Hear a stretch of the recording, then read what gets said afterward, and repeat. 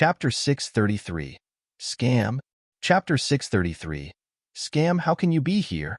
Song Binlang reacted very fast, but he knew he was done for no matter what.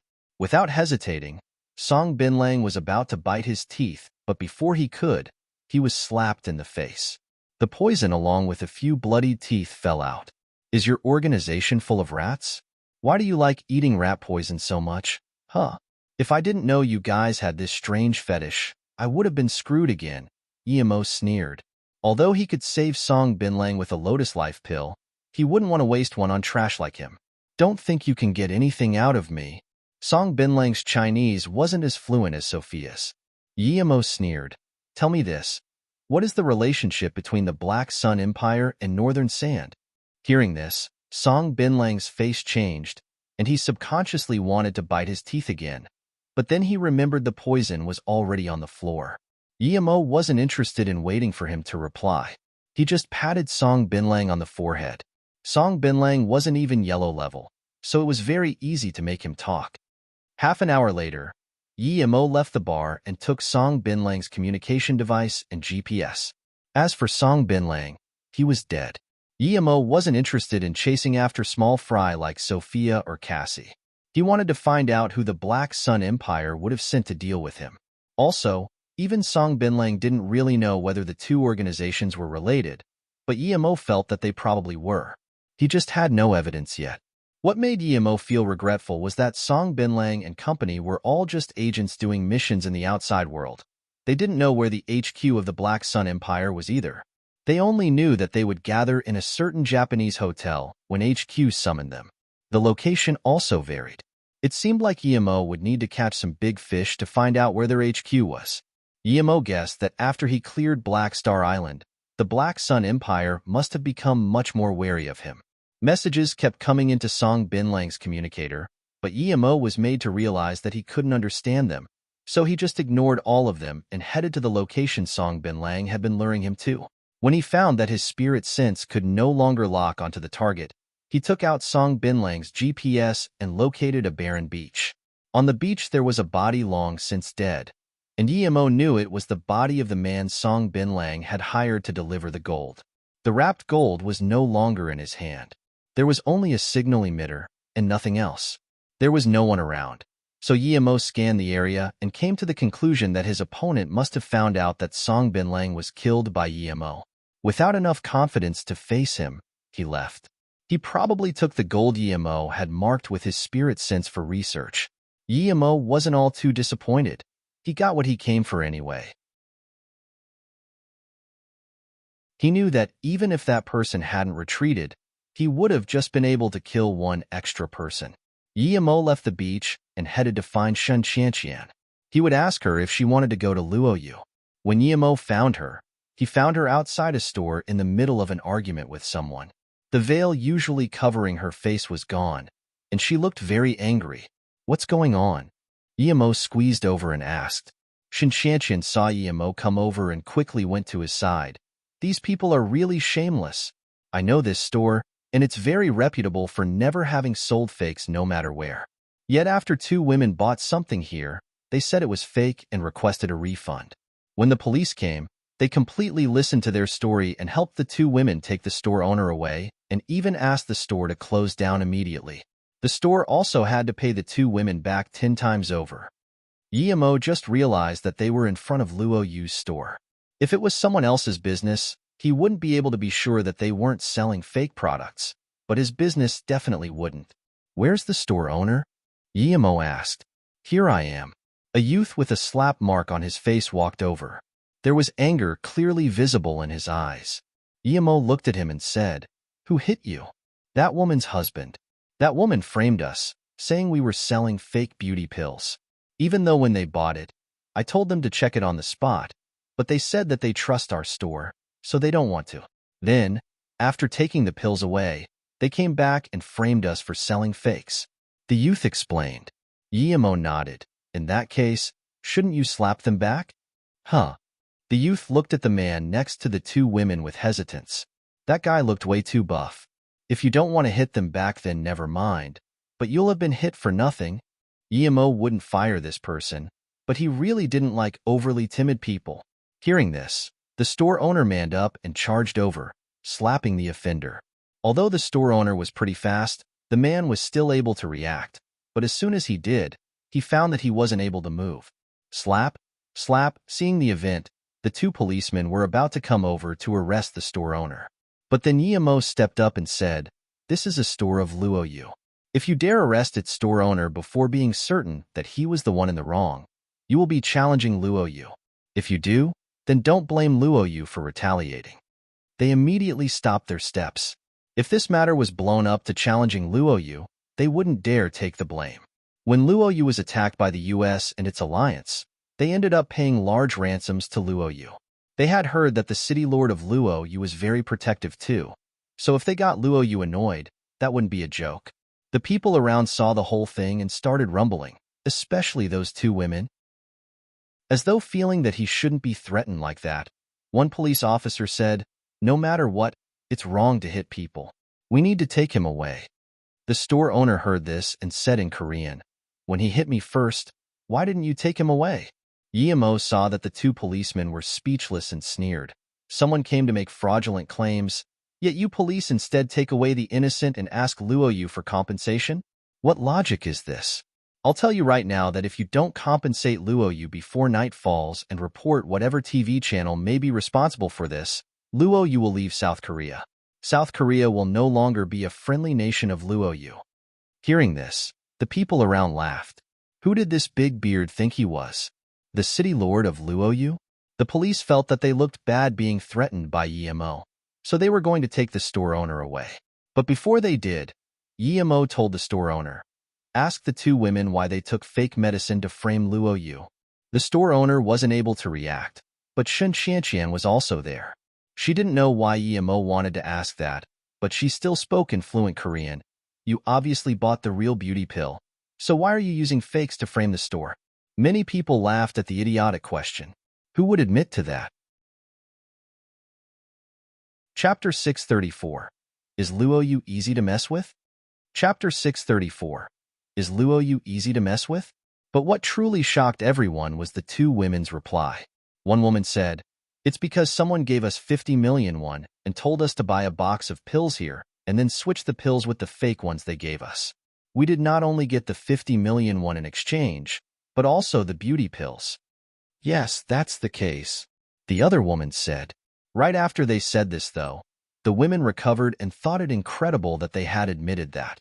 They quickly covered their mouths, but it was too late. "Are you crazy? How can you admit to that?" the man yelled. They really admitted it. People looked at them like they were idiots. These three idiots just said this shop sold fake medicine, yet immediately afterwards, they admitted that they were lying. Only Shin Xianqian knew that it had something to do with Yemo, and she wondered, what can't Yemo do? The two policemen could no longer take the store owner away, and could only take away the three who caused trouble. We won't leave it at that," the store owner said. Yemo frowned. He found the whole thing very odd. Which idiot would do something like this? How would it benefit them? Shin Xianqian also felt like it was abnormal. She looked at Yemo and said, "Yemo, I didn't know you were so patriotic. I know Luoyu came from China, but why do I feel like there's more to it?" Yemo ignored the store owner and pulled Shin Xianqian into a meeting room and then said, "I'm just looking after my own stuff. I am from Luoyu, look." Then, he took out a proof of identity as Luoyu's head engineer. He didn't take out the presidential badge. "Huh, you're really from Luoyu?" Shin Xianqian asked in shock. But soon she thought, no wonder Yemo could take out a face-preserving pill. Yemo took out his phone to charge it and then said to Shin Xianqian, "If you don't want to stay in Jin City, why don't you come to Luoyu? I'm sure that with your capabilities you could get your hands on the head of commerce position." Shin Xianqian stared at Yemo with her big eyes and pointed at him after a while. "So you're a higher-up of Luoyu. You said you came to find me before. It must have all been a plot. You want me to work for you, right?" Yemo approved of her brains. She had already connected the dots. He smiled bitterly. "Yes, when I saw that you weren't living well in the Shin family, I wanted to convince you to go to Luoyu. Of course, it's fine if you don't want to." Shin Xianqian suddenly got up excitedly and grabbed Yemo's hand, who said, "I don't want to go. I want to go very much. Please help me. I must go. You really are my lucky charm. You gave me the face-preserving pill and now you will help me find work in Luoyu. I'm too happy. Xin Shanqian was very happy indeed. She had long since planned to go to Luoyu but didn't have a way. So now that Yimo gave her the opportunity, how could she reject? Okay, don't be so hasty. Yimo unlocked his phone and was preparing to call Su Yuehua, but as soon as he opened his phone, he received a call. Second brother. What's up? It was Su Ping. He rarely called, so Yimo cared about him calling. Seeing that the call had gone through, Su Ping immediately said, Third brother, if we still hadn't reached you, I would have had to declare war on Indonesia. Yimo smiled. Second brother, stop joking. Now is different to before. We can't just casually start wars. We're not strong to the point where we can fight whomever we want. We need a reason to fight. Before Su Ping said anything, Su Yuehua took the phone. President, it's me, Yuehua. What's up, Sister Yuehua? Yimo felt that things didn't seem right. Su Yuehua was rather calm as she said slowly, over the last 2 days, our outlets in different countries have been experiencing some problems. The stores of more than 10 different countries have reported that people were framing us, claiming that we were selling fakes. A few of them have even been knocked down. Yimo's eyes went cold. Things weren't as simple as it looked at first glance indeed. There was obviously someone behind this. Those who didn't know the truth would think that there really was a problem with Luoyu. What's the exact situation? Yimo asked again. Su Yuehua replied, 3 stores were cracked down in 3 countries where the workers weren't hurt, but in Indonesia, 6 people died. We've closed the store there, and the personnel has come back. Brother Su is in favor of attacking Indonesia. Although I'm also very angry, I don't believe it very suitable to declare war for just that. Yimo sneered. He knew there were parties that didn't want Luoyu to develop too rapidly. These means would be effective against other countries, but not against Luoyu. Thus Yimo said, Sister Yuehua, concerning the countries that didn't deal with the situation in our benefit, immediately take all of the products we sell there out of circulation and shut down all military and commercial relations with those countries. At the same time, if they have any businesses in Luoyu, shut those down too until they realize their mistake and pay us enough compensation. Okay, Su Yuehua agreed without hesitating. Luoyu never had to feel troubled about marketing. When Luoyu pulled out from a country, the one that should be worrying was that country and not Luoyu. And Su Yuehua knew that halting military and commercial relations meant that those countries wouldn't be getting their interference machines even if they had paid for it already. What about Indonesia? Su Yuehua knew that Yimo wouldn't let that country go easily. Although Luoyu had almost 300,000 immigrants, it was still far from well populated, and the citizens didn't have enough solidarity. Thus, Su Yuehua didn't want to solve things through military means. As for Indonesia, Yimo's tone went cold. Halt all of our businesses there and kick their businesses out of Luoyu. At the same time, stop all relations with them and ask them to compensate 70 billion Luoyu dollars. Su Yuehua took a deep breath. The Luoyu dollar had about the same worth as the euro. This was 90 billion US dollars. Su Yuehua was sure that Indonesia wouldn't pay that. I don't think they will compensate that, Su Yuehua said worriedly. Yimo sneered. Of course I know they won't. Make a global announcement that when Luoyu was in the beginning of its development, Indonesia conspired with pirates to attack Luoyu. We have evidence and many people who are still in captivity. We'll show their faces on TV. Say that Luoyu had been trying to keep harmony with Indonesia, didn't take things personally, and even sold them some technology, yet this is how they repay us. They trashed our stores and killed our employees, yet their government not only refuses to punish the criminals, but instead it points the blame at Luoyu. And under such circumstances, Luoyu still chooses to resolve things peacefully and only asks for compensation. Su Yuehua understood where Yimo was going, and she immediately asked, What about the union? We'll report our losses to them and tell them that our $20 billion research project was destroyed in Indonesia, Yimo said. Of course, everything we do needs to be reported to the world. Also, I do want you to say that if Indonesia does not respond within a week, Luoyu might use military means to resolve the issue. Yimo's tone was very cold. What? Su Yuehua's hands shook. and her phone almost fell. What? Xin Xianqian was dumbfounded. Chapter 635. Behind the Scenes. Chapter 635. Behind the scenes, Yimo dared declare war without looking for allies first, just because Luo Yu's store was smashed and a few people died? Although Su Yuehua was the one in charge of Luo Yu now, since Yimo had spoken, she wouldn't disagree. Xin Xianqian was also dazed. When Yimo put down the phone, she asked, Yimo, were you talking to the city lord of Luo Yu, Su Yuehua? And you wish to declare war on Indonesia? Who are you? Yimo put down the phone and smiled. Many people have asked me this, but you can find that out when you get to Luo Yu. All I will say is that even though Sister Yuehua thinks that I'm not suited for politics, the truth is that it's not that I don't know how to deal with politics, but that I can't be bothered to. Now, if you still want to go, I will give you a number to call. Yes, of course I want to go, Xin Xianqian replied without hesitation. No matter who Yimo was, it was her dream to go to Luo Yu. Yimo looked at the store owner. Do you have a recording of the two women admitting to their scam? The store owner seemed to have realized that Yimo wasn't ordinary and immediately said, Yes, there's a video recording. Okay, send that video recording to our official website. You might be able to get promoted thanks to it. Yimo smiled. The store owner immediately realized that it was a good opportunity. If he was the one to provide evidence of the scam, his higher-ups would promote him for sure. He respectfully sent Yimo and Shan Xianqian away before dealing with the recording. Before Yimo left Chizhou Island, Luo Yu once again caught the attention of the world. Luo Yu Pharmaceuticals had been accused of selling fakes in many different stores. In some countries, the stores were even robbed and smashed, and most Western countries sued Luo Yu. Indonesia's store was the most absurd case. Not only did some people demolish the whole store, but multiple employees were even killed. The Indonesian government had then actually voiced their support to the culprits and asked Luo Yu to compensate those people.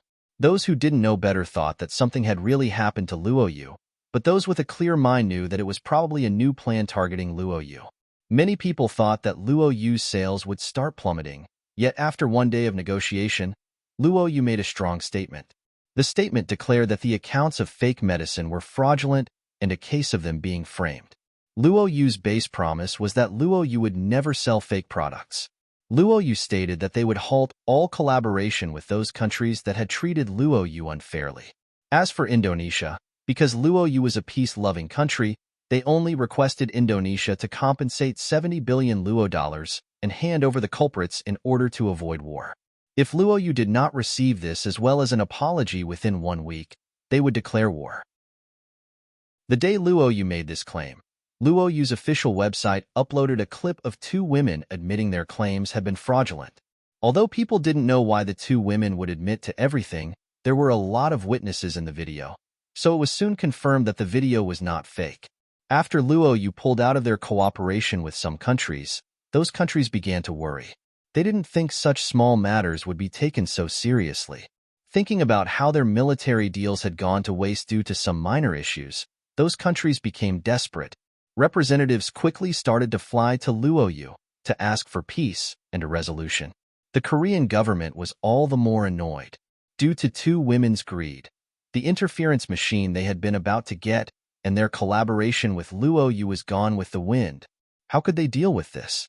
The world was getting more and more unsettled, and if some other country with interference machines won a war but you didn't have any, like the Korean army now, you would be crippled.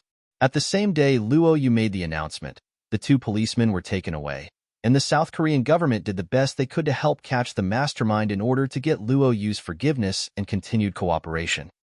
After these events, Yimo felt like all those cases didn't seem to have a direct connection to many countries.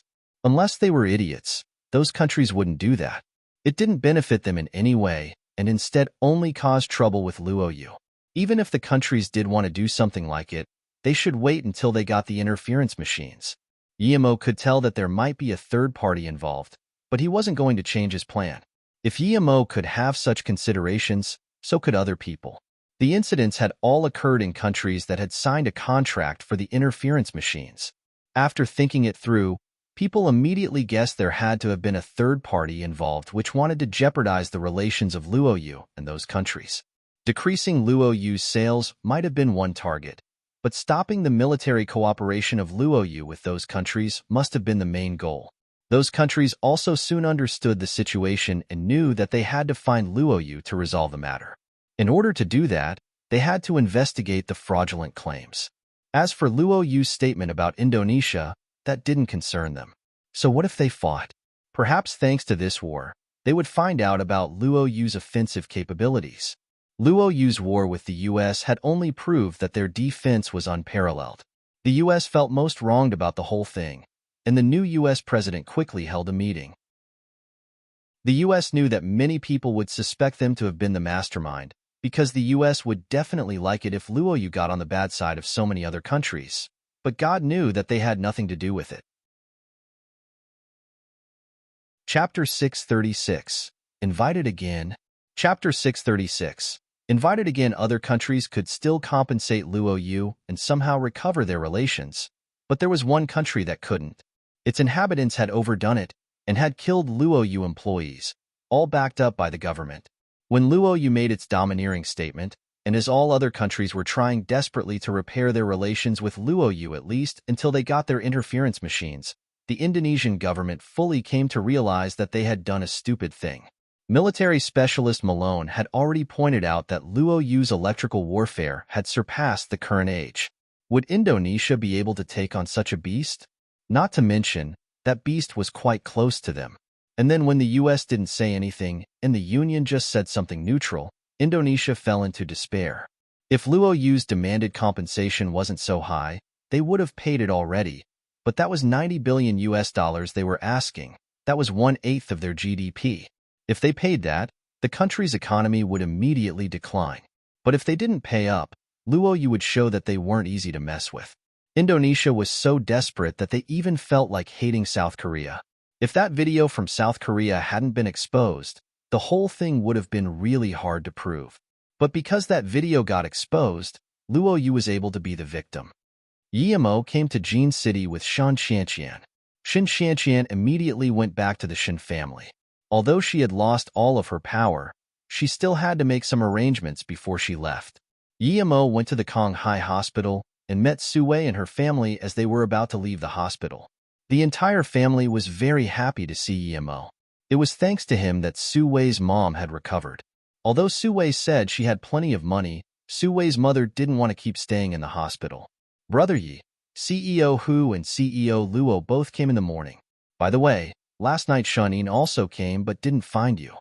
Su Wei hadn't been able to reach Yimo's number. Now that Yimo had come, she wanted to treat him to food as thanks for helping her. Yimo nodded. Are you planning on staying in Jin City or going elsewhere?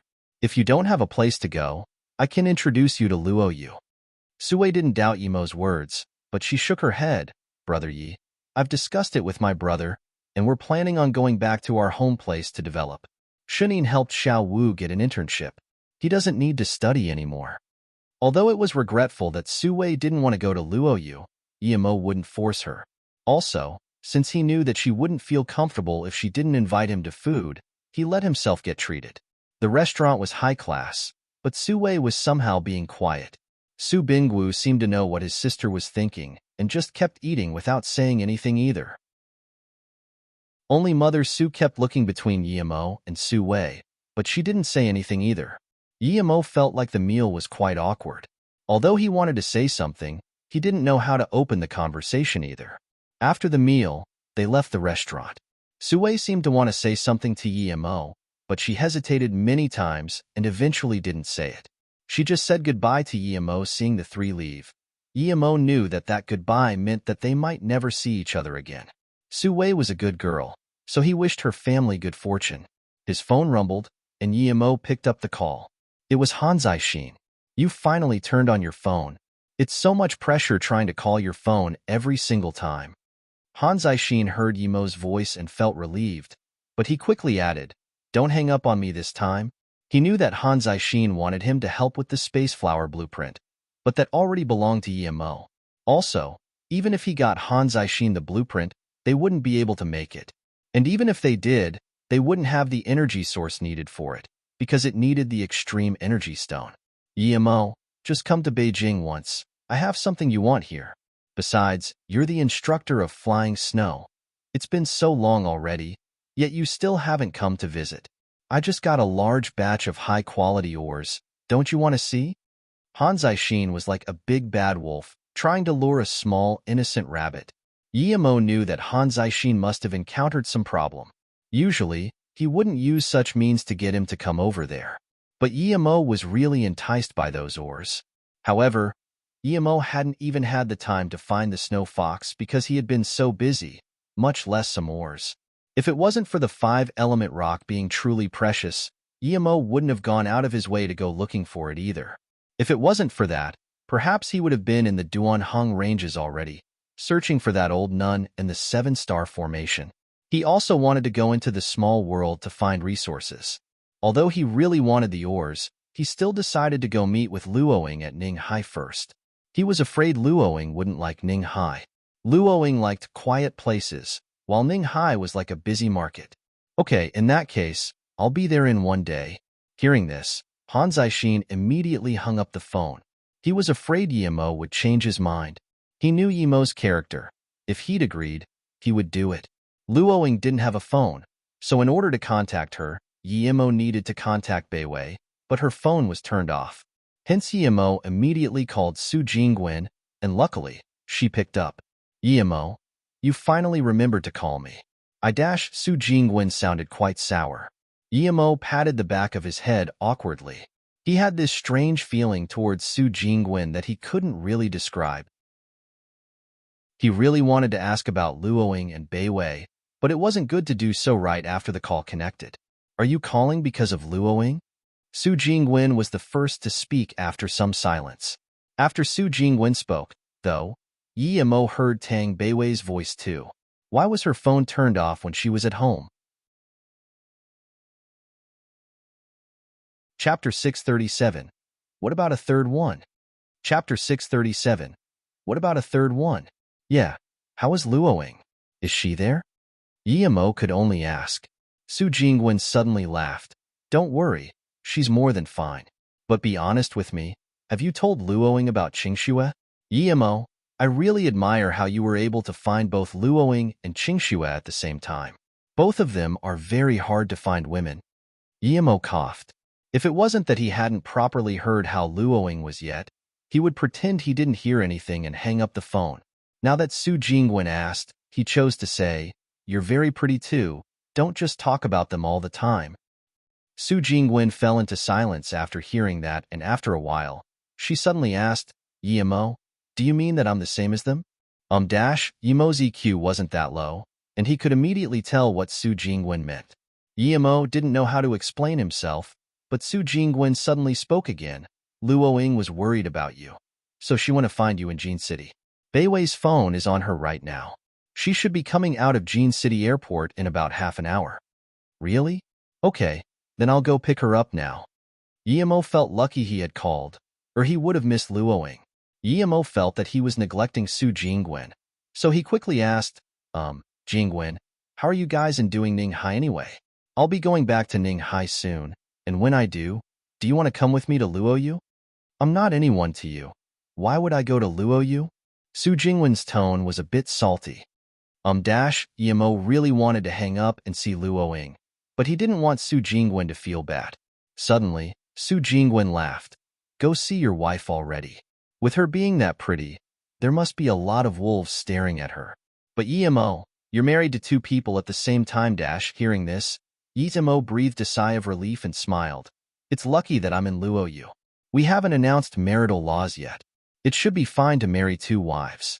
I'll make the marital law before our wedding. Then what about 3?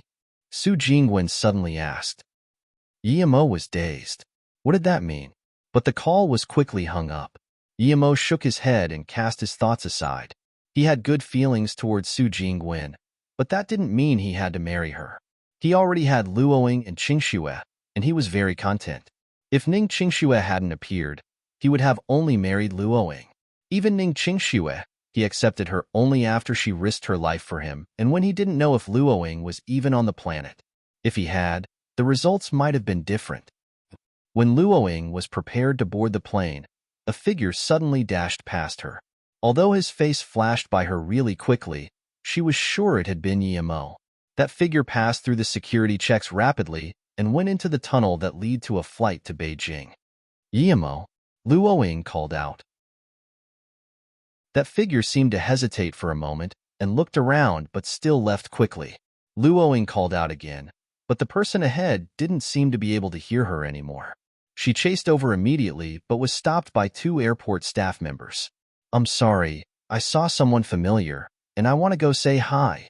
Luoying felt like that face had looked like Yemo's, but there was something strange about it. She didn't feel that sense of intimacy, but since she saw it, she had to go confirm whether that person was Yemo. "Sorry, the passage you're taking is the other one. This one is to Beijing, so we can't let you pass." Luoying said desperately, "I just have to ask something. It will take at most 2 minutes." The staff members still shook their heads and didn't let Luoying pass. Perhaps because she was too beautiful, one of them said helplessly, "You can only go there if you buy a ticket to Beijing. The next flight to Beijing will fly off in 20 minutes. Luoying didn't think much. She just wanted to see if that person was Yemo. She immediately dashed to the ticket sales window and wanted to buy a ticket to Beijing. "Sorry, the tickets to Beijing have sold out for today, and the plane is about to take off. The next flight is tomorrow at noon," the staff said. Luoying turned around in disappointment. If Yemo was really going to Beijing, what was she going to Jean City for? At that moment, a middle-aged woman ran to the window with a ticket. "I'm sorry, but I can't go to Beijing today. I want to refund this ticket." "Oh, that's perfect. There's someone right there who wants a ticket to Beijing. You can give it to her." The staff stopped Luoying and helped the 2 perform the necessary procedures.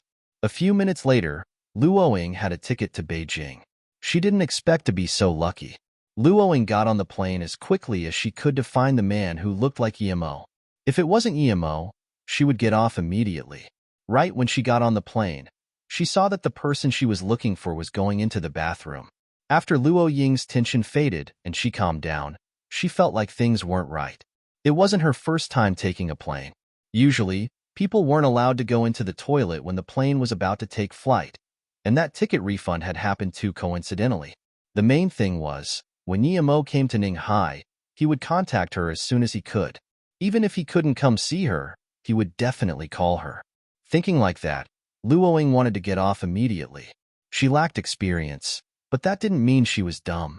It was just that she missed Yemo too much. "Hello, please fasten your seatbelt and sit down. The plane is about to take off." A flight attendant came up to Luoying and asked politely. Luoying wanted to say something, but when she felt the plane rumble, she knew it was useless to say anything now. The plane was taking off. Luoying was sure that these coincidences were a trap. That person definitely wasn't Yemo. The intimacy she felt from Yemo wasn't something the imitation of a face could give. Why were these people doing this? Other than her beauty being a bit special, only Yemo could be the reason for her being trapped. It was most likely that, because otherwise, they wouldn't send someone who looked like Yemo to catch her attention. Luoying actually calmed down when she realized that. She knew that those people probably wanted to capture her to threaten Yemo or get something from him. She wouldn't let them get what they wanted. Luoying was a bit dazed, though. If those people had targeted her, wouldn't that mean Beiwei might be targeted too? She was fine because she still had that powerful gun Yemo gave her, but what about Beiwei? Thinking about this, she wanted to call Beiwei, but there was no more signal. Ninghai, in that small house. Su Jingwen was looking down and fiddling with some flowers, but Tang Beiwei could tell that she was feeling bad. Tang Beiwei didn't know how to comfort her. "Hey, Beiwei, you said your brother hasn't been with Luoying for as long as I have been with him, right? Am I too dumb or too ugly?" Su Jingwen looked up at Tang Beiwei and asked. Tang Beiwei looked dazedly at Su Jingwen and didn't know what to say. Chapter 638. Like in Love. Chapter 638. Like in love, Sister Jingwen. I don't know why my brother is so nice to Sister Luoying, but I do know that if my brother had met Sister Luoying before Sister Qingxue, then he might not see Sister Qingxue any different from you. I feel as though they're like Tang Beiwei hesitated for a long time before saying, "It's as though they were married in their past life." Perhaps if you were to start cultivating, you would get that indescribable feeling. Cultivating? Beiwei, what is cultivation? Is it the meditation stuff you do every day? Su Jingwen suddenly asked. Tang Beiwei knew she shouldn't be telling her, but in her heart Sister Jingwen had the same position as Sister Qingxue. She nodded. Yes, my brother taught me cultivation. He explained it very mystically and told me not to tell anyone but Sister Jingwen. I don't see you as an outsider, so I told you. Su Jingwen looked down and didn't ask anything else. Yimo had taught Tang Beiwei and Ning Qingxue, and Luoying definitely as well, but he hadn't taught her. From that, you could tell she wasn't as close to Yimo. Now that she thought about it, Yimo was probably that powerful because of cultivation.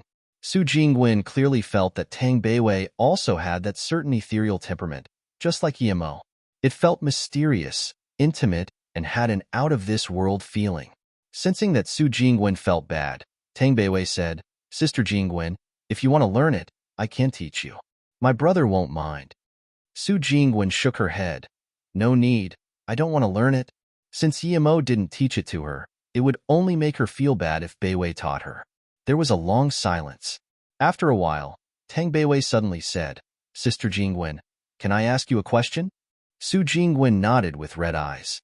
If you liked my brother and my brother liked you, but then one day when you were about to get married, you realized that you were my brother's long-lost sister, what would you do? Tang Beiwei's eyes were also a bit red, and she didn't even really know why she was asking that. Huh, how could that be? Both my parents are still alive. How could they be your brothers? Su Jingwen thought that Tang Beiwei's question was a little crazy. Tang Beiwei shook her head and said, Nothing in this world is impossible. When I met my brother, I didn't know he was my brother. Beiwei, you? Su Jingwen looked at Tang Beiwei in shock. Tang Beiwei shook her head. It's not like that. My brother will always be my brother. I'm just asking what if, nothing else. Su Jingwen understood what Tang Beiwei meant and shook her head. If that really is the case, then you can't get married. Tang Beiwei sighed and didn't say anything. She remembered what Luoying told her last night. I know his poison is supposed to be incurable, but I love him. I have the feeling that we've known each other for a very long time. I believe we were like husband and wife already, albeit a very long time ago. So, I just want to be able to be married to him when we leave this world. As for whether I am blood related to him in this world or not, does it matter? If he lives, I'll stay with him, and if he dies, I'll accompany him too. It was just as Luoying said. In this world, there was such a thing as the subtle existence of fate. Sister Jingwen liked her brother as well, or maybe what she felt was more admiration. Her brother was too outstanding compared to the other people around her, after all. However, her like was different from the like of Sister Luoying. Sister Luoying's like for her brother was the indescribably fated love. It was something that exceeded liking, and perhaps only that could be called love. If her brother was still wasted like before, and if he was still ordinary, perhaps Sister Jingwen would still help him out, but she wouldn't like him. Sister Qingxue would maybe sympathize with brother, but she wouldn't like him either, much less love him. But Sister Luoying was different. As long as Sister Luoying had that belief that her brother was the one, then no matter what her brother was like, she would still love him without regret. Seeing Tang Beiwei sigh without saying anything, Su Jingwen seemed to have understood something. She suddenly looked up and smiled. Beiwei, I feel a lot more relieved after talking to you. By the way, I'll be leaving Ninghai, so wish me well. Tang Beiwei was dazed for a moment, but immediately asked, Sister Jingwen, didn't you say yesterday that you would join us to Qingdao Beach in a few days? Also, what about your company? Su Jingwen nodded. Yes, Beiwei, I suddenly feel like I've been very dumb, so I want to take care of my own dreams and wants for a while. My mom can take care of the company. Seeing that Tang Beiwei still wanted to ask her some more questions, Su Jingwen suddenly waved her hand and said, Don't ask me what I will be doing. I just want to go out and be content. Perhaps I will join politics. Why are you suddenly doing this? Tang Beiwei knew that Su Jingwen felt bad, but she had gotten used to living with Su Jingwen. A few days ago at my grandpa's birthday, I went to Beijing, and my grandpa said he thinks I have a talent for politics. I don't like that sort of stuff as I dislike the hypocrisy of it. So I just said, maybe then, I might still not go, but... Su Jingwen said casually. Tang Beiwei fell silent. She knew that since Su Jingwen had said that, it meant that she wouldn't be coming back. If she stayed in Ninghai, she wouldn't be able to stop herself from coming to the house, and if she did, she would be forced to think about Yimo. Perhaps it would be good for her. Tang Beiwei took out a stack of fireball charms and gave them to Su Jingwen. Su Jingwen knew that Yimo must have given them to his sister so that she could protect herself, but before Su Jingwen could reject, Tang Beiwei took out another large pile and said, "Sister Jingwen, you need something to protect yourself. I still have a lot here." Su Jingwen nodded and took them. Then, she left. She didn't even really say goodbye. Tang Beiwei looked at Su Jingwen as she left, and suddenly felt very lonely. Even a long while after Su Jingwen left, Tang Beiwei was still sitting dejectedly in the house. She didn't know what to do. After a while, she remembered to go lock up the door. When she just locked the door and came back in, there was a knock on the door. Suddenly, she had a bad feeling. Who would come looking for her? Sister Jingwen and Yunbing had the keys. They wouldn't knock. And other than them, she didn't know anyone in Ninghai. Chapter 639. He's Too Eerie. Chapter 639. He's Too Eerie. Yimo had arrived at the airport and was squeezing to the front as quickly as he could.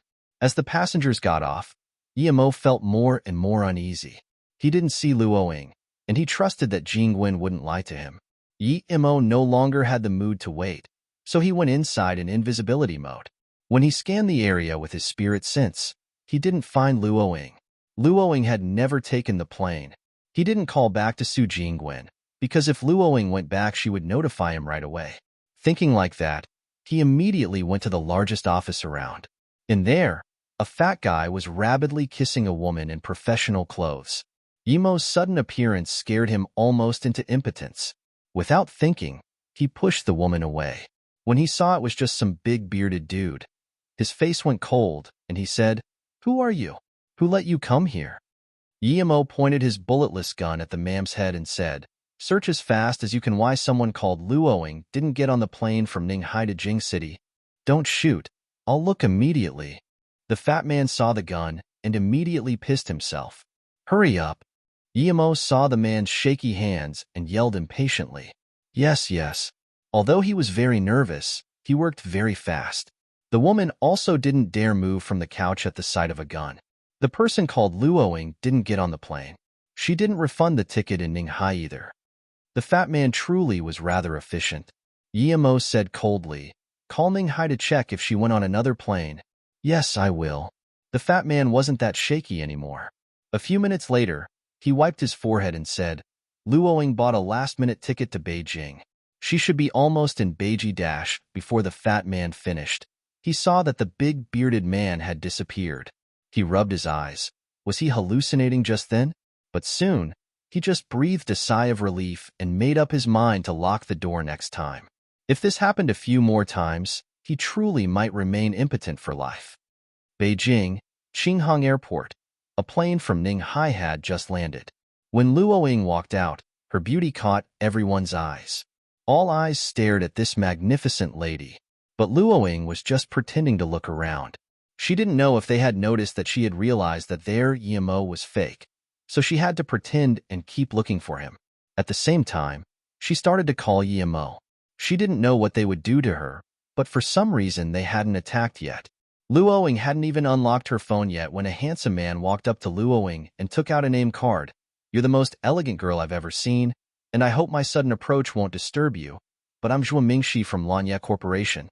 I have studied in France, and now I'm the manager of the research department in Lanya Corporation. What's your name?" "Oh, please wait a second." Luoying didn't take the card and casually took out her phone instead. Usually, she would ignore someone like him, but she didn't know if the man was with that group of people or not. She needed to call Yimo, okay? Seeing that Luoying didn't reject him and just told him to wait, he felt very happy and waited on the side like a gentleman. He could swear he had never seen a girl as excellent as her in his life.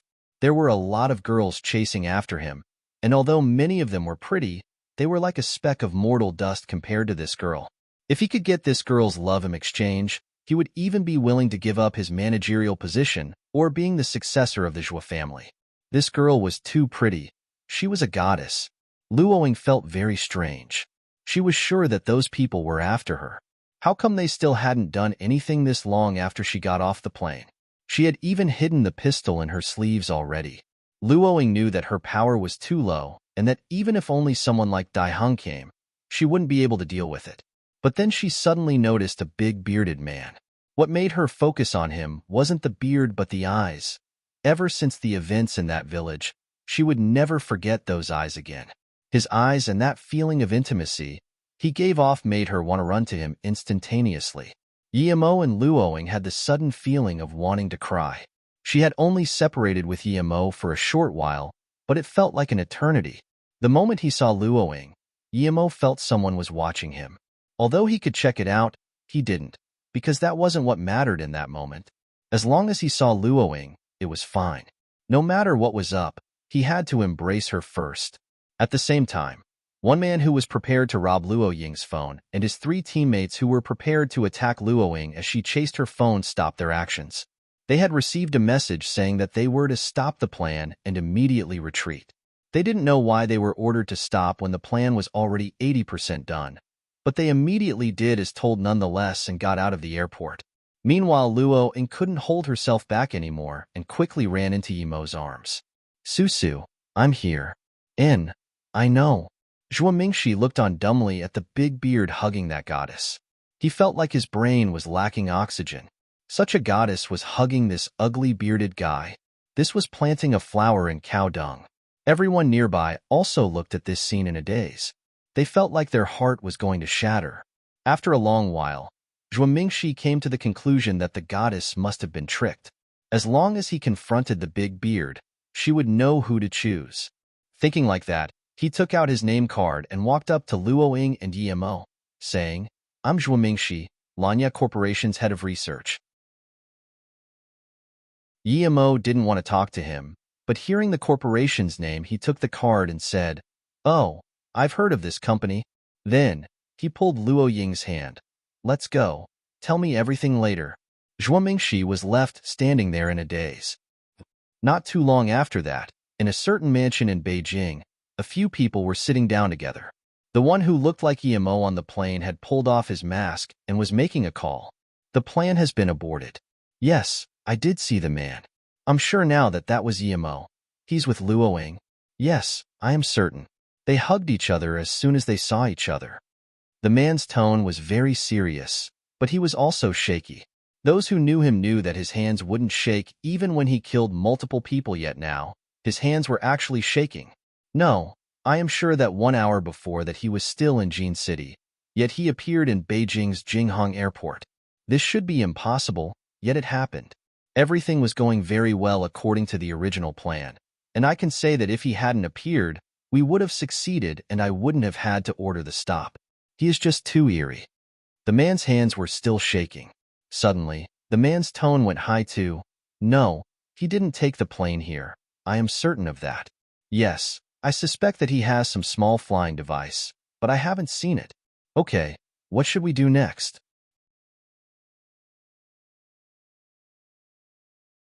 Chapter 640. Seeing Han Zixin. Chapter 640. Seeing Han Zixin. Although Tang Beiwei didn't really know why she felt uneasy, but ever since she started cultivating, she had gotten this sense of what might happen in the near future. She carefully sent her spirit sense out and saw a food delivery man. She sighed of relief. Was she being too careful? Just when she was about to open the door, she noticed that the man had a gun. She realized that she was being too careless. Tang Beiwei took out a fireball charm. If the person charged inside, she would throw it. Although she was at stage 2 now, she didn't know any moves except fireballs and wind control. But just then Tang Beiwei saw that the man picked up a call, turned around and left. He disappeared quickly. After the man left, Tang Beiwei bought a phone and called Yimo. In a coffee shop, Yimo heard Luoying's story and realized that these people were either from the Black Sun Empire or Northern Sand.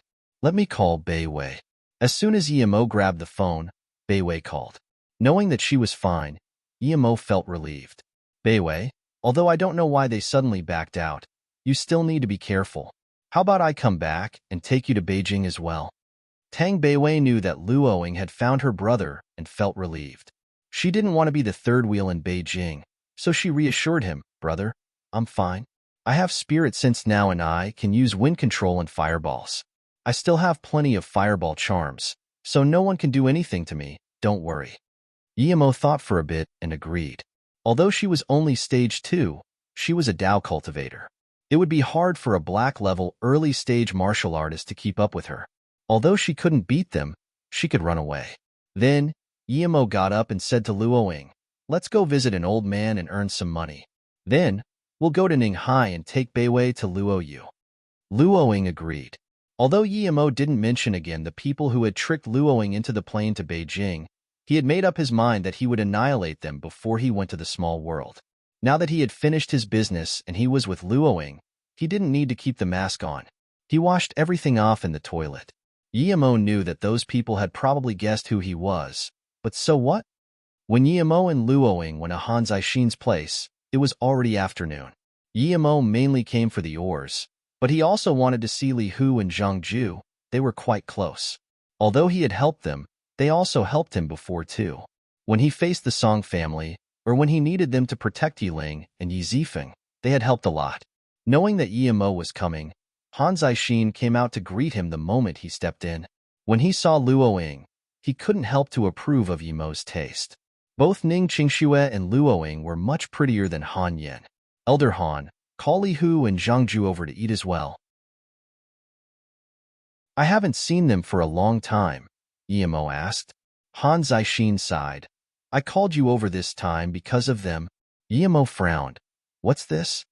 Han Zixin hesitated before saying, "Last time we talked I already told you about the space flower blueprints issue. Even if we can't get it, we can't let other countries have it. So, when news of it got out, some countries sent their masters to retrieve it and so did we." Yimo was speechless. Even Li Hu and Zhang Ju went? Han Zixin nodded. "Not only them. The country has also sent 8 other people. 10 elites went, but it's been a few months and there's still no news from them. I'm very worried." "So, you called me so many times to get me to help you see what's going on?" Yimo wasn't feeling comfortable. Li Hu and Zhang Ju were his friends, and he had told Han Zixin many times that it was useless, even if they got the blueprint. However, he had still sent people to die. If Li Hu and the others were fighting against Northern Sand, how could they win? Ever since they had developed the light speed gun, not even he could ensure a clear victory. Han Zixin looked guilty but still nodded. "Yes, I realize that no one but you can help. I know Luoyu is yours and you're busier than me, but I really have no other way. I can't afford to lose the 10 Flying Snow's elite members, nor the blueprint. I won't blame you, even if you don't want to help, but I need to do everything I can despite knowing that they might not be alive." Then, Han Zixin paused and said, "Don't worry about Luoyu. I never told anyone about it." Hearing this, Yimo felt a bit more comfortable. Yimo's expression relaxed and asked, "Doesn't Beijing have a heaven squad? Why don't you ask them?" Han Zixin smiled bitterly. "Ever since you fought with Tan Jiao, he went into solitary training.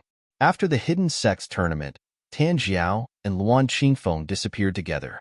Tan Jiao's disciple Su Shi also disappeared, and even Song Yangzhu is gone. After that, we rarely see anyone from the hidden sections. They almost never come out, and they haven't asked us again to give them oars. I don't know if this is good or bad. The president knows that I came to you for help, and he agreed that only you can help us." Yimo hadn't expected that Tan Jiao and Luan Qingfeng would disappear. When he heard of Song Yangzhu, he immediately remembered what happened in the tent at Mei'ai Snow Mountains, how she was so wild and clutched him so tightly, as though she was trying to squeeze herself into him. He got lost in his thoughts wondering if that woman was okay. "Yimo," Luoying called him. She could feel something wasn't right with Yimo and grabbed his hand. Yimo held her hand tightly too and cast those thoughts aside. No matter what, he already had Luoying and Qingxue.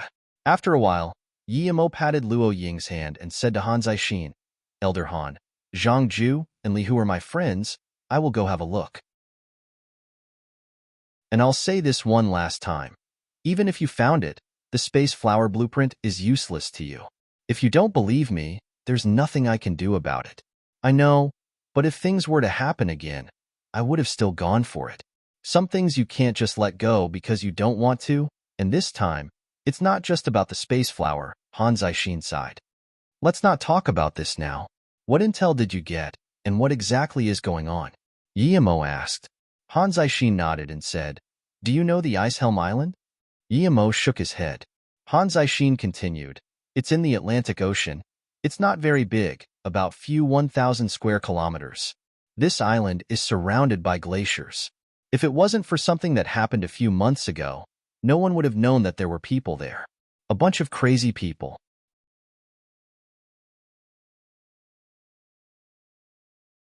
Chapter 641. Ghost Island. Chapter 641. Ghost Island. Guillermo conjectured that it might be a northern sand base. Han Zixin continued, A few months ago, a fast jet ski appeared near the Beaufort Sea with a man nearing death on it. The jet ski went past a cruiser, and the man was saved. The first thing he asked for when he could move again was a computer.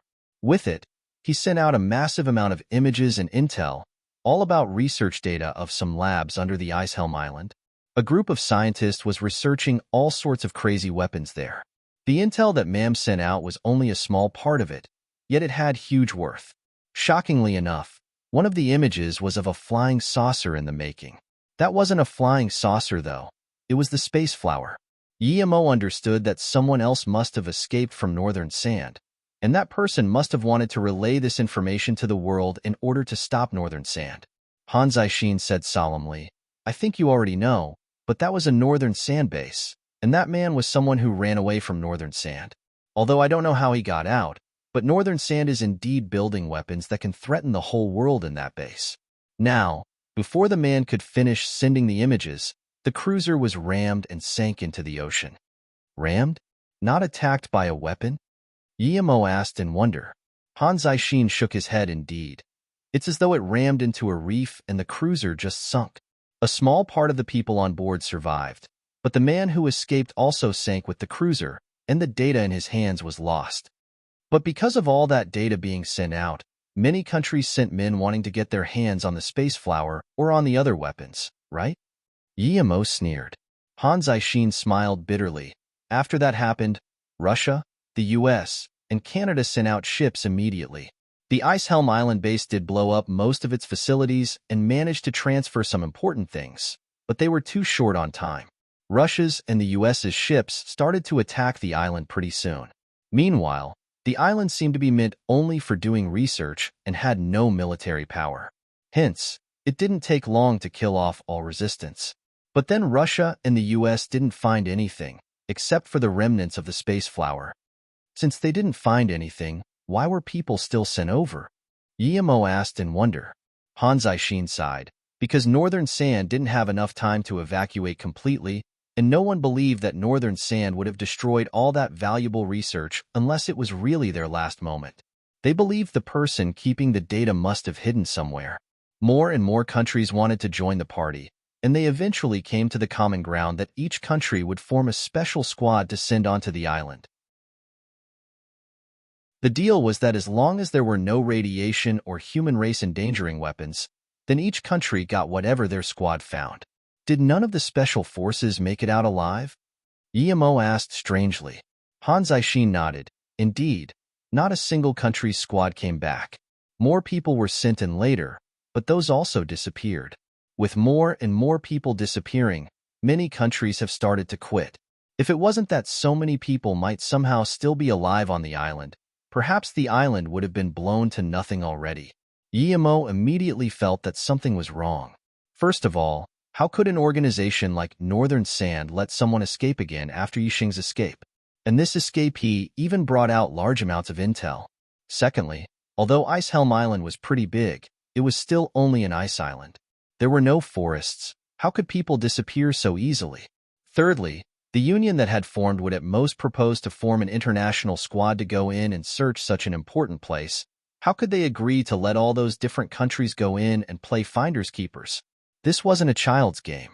The main thing was that no one had gone missing before those elite squads went in. Only afterwards did strange things start to happen. Who brought up the idea of sending in elite forces? Guillermo asked. Hearing this, Han Zixin looked at Emo in shock and said, when the elite forces started to go missing, others also started getting suspicious, but then the senator who had brought up the suggestion suddenly died. Emo fell into contemplation. The squads the country sent out would undoubtedly be the elite of the elite. If this really had been a trap, why would Northern Sand want these elites? They weren't scientists. Han Zixin suddenly said, although Northern Sand has abducted scientists before, they never tried to abduct any of our Special Forces elites. Perhaps this has nothing to do with Northern Sand?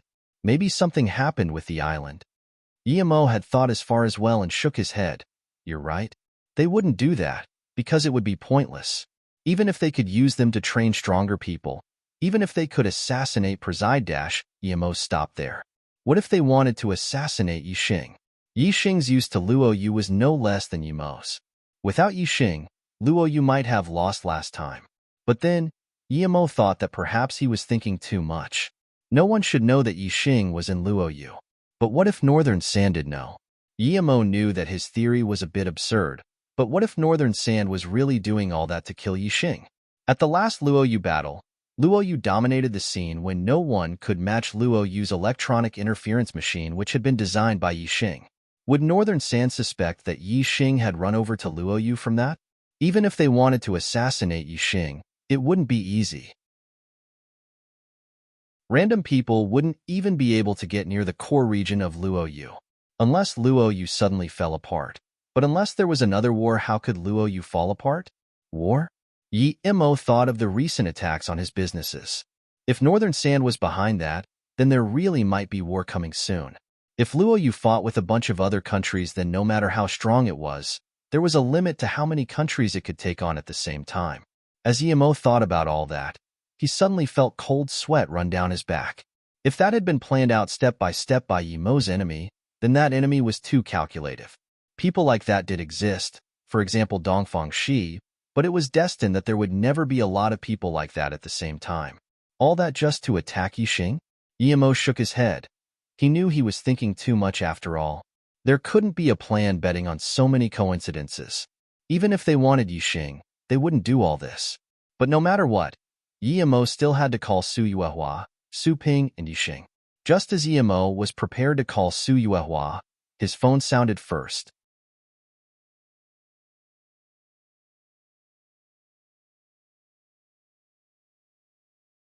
He was saying that he wanted to help from the bottom of his heart, but he couldn't really send out troops due to his responsibilities. Emo, let's go back first since there's trouble. Luo Ying was a bit worried. She knew that Luo Yu was Emo's base. All his friends and family were there. If something happened to it, it would be a big blow to him. Emo nodded. He had to deal with these things first before he could help Han Zixin. Han Zixin knew what Emo was thinking and said, you can go back and take care of the matters with Luo Yu first. The Ice Helm Island issue started some months ago. It doesn't matter if we put it aside for a few more days. At this moment, Emo's phone sounded again. It was Su Yuehua again, but her tone was very desperate. She told Emo that Liang Jun and Lu Na had left Luo Yu that morning. They were headed to Sri Lanka. Immediately lock down Luo Yu and control all the sea routes. Emo knew that their departure would only get Yixing exposed. They might even spill out some of Luo Yu's military structures. In order to prevent similar things happening again, Emo asked Su Yuehua to lock down Luo Yu without hesitation. After finishing this call, Emo got up and said to Han Zixin, Elder Han, I will definitely remember to go the Icehelm Island. I will go after the problems with Luo Yu are solved. Zhang Zhu and Li Hu are my friends. I won't leave them like that. Han Zixin knew that Emo was so busy that it was already significant that he had agreed to help him. It was unrealistic for him to put aside Luo Yu matters just to go immediately. Emo left with Luo Yu. He wasn't even in the mood to ask about the ores. He needed to get back to Luo Yu and solve these issues as soon as possible. Luo Ying suddenly realized that she should start cultivating more, otherwise she wouldn't be able to help Emo at all. Since Emo had chosen to build with his strength his own city, she should help him and not be dead weight. As though he knew what Luo Ying was thinking, Emo squeezed her hand and said, Su, don't worry, I will deal with this. Also, there's something I've been too scared to tell you about. Emo finally found an opportunity to tell her about Ning Qingxue. Luoing saw Yimo's awkward expression and covered his mouth with her hand. Don't tell me now, let me go see her first. This made Yimo feel even more awkward. He had thought Luoing didn't know about it, but she did. It must have been Beiwei, that girl. Yimo, someone calling his name made him go back to reality. He had been so concentrated that he hadn't even noticed someone approaching him, but he could see who it was now. It Wang Ying. He met her everywhere. There were two people next to her, and one of them was Su Jingwen's cousin Su Mei. Yimo didn't really like her, but that was in the past. Wang Ying, how come I end up seeing you everywhere? Don't you need to work? Wang Ying was someone Yimo could relax around since she was quite open, so it didn't matter if he joked with her. Is that your girlfriend? Wang Ying looked at Luoing in shock, wondering where had Yimo found such a beautiful girl to be his girlfriend. Yimo nodded. Yes, she's Luoing. Luoing, this is my college classmate Wang Ying. She has helped me many times. Hello, Luoing. Wang Ying was a little nervous speaking to such a goddess. Hello, Luoing said. By the way, this is Su Mei and her friend. Do you still remember her? Wang Ying said while pointing at Su Mei and the other person. Yimo smiled, of course, long time no see. Hello, Yimo. Your girlfriend is so pretty. Su Mei felt very strange. She had looked down on Yimo before, yet he had such a pretty girlfriend. That girl, Luoing, was probably prettier than Ning Qingxue. He was really lucky. Wang Ying saw that the atmosphere was a little awkward, so she quickly said, By the way, the handsome and bulky Wang Su brother is back today. He's going to be developing his career in Beijing, so he's inviting everyone to eat. You can join later on too. It's at the Kai Yuan restaurant, right in front of us. Many elite members of Beijing are coming. Yimo, if you're going to develop your career here, you must come tonight. Yimo smiled. I won't go. I still have some things to take care of with Luoing. Have fun. He had heard of Wang Su before. Yimo had a good impression of him. That's a pity. If Sister Luo Yu came tonight, she would be the #1 goddess, Wang Ying said. Luoing suddenly said to Yimo, Yimo, I just saw a person go into that restaurant. He was the person who pretended to be you on the plane. Although he took the mask off, I'm sure it's him. If that was the case, then no matter how busy he was, he had that time to spare. He immediately said to Wang Ying, Okay, but we don't have an invitation. Could you get us in?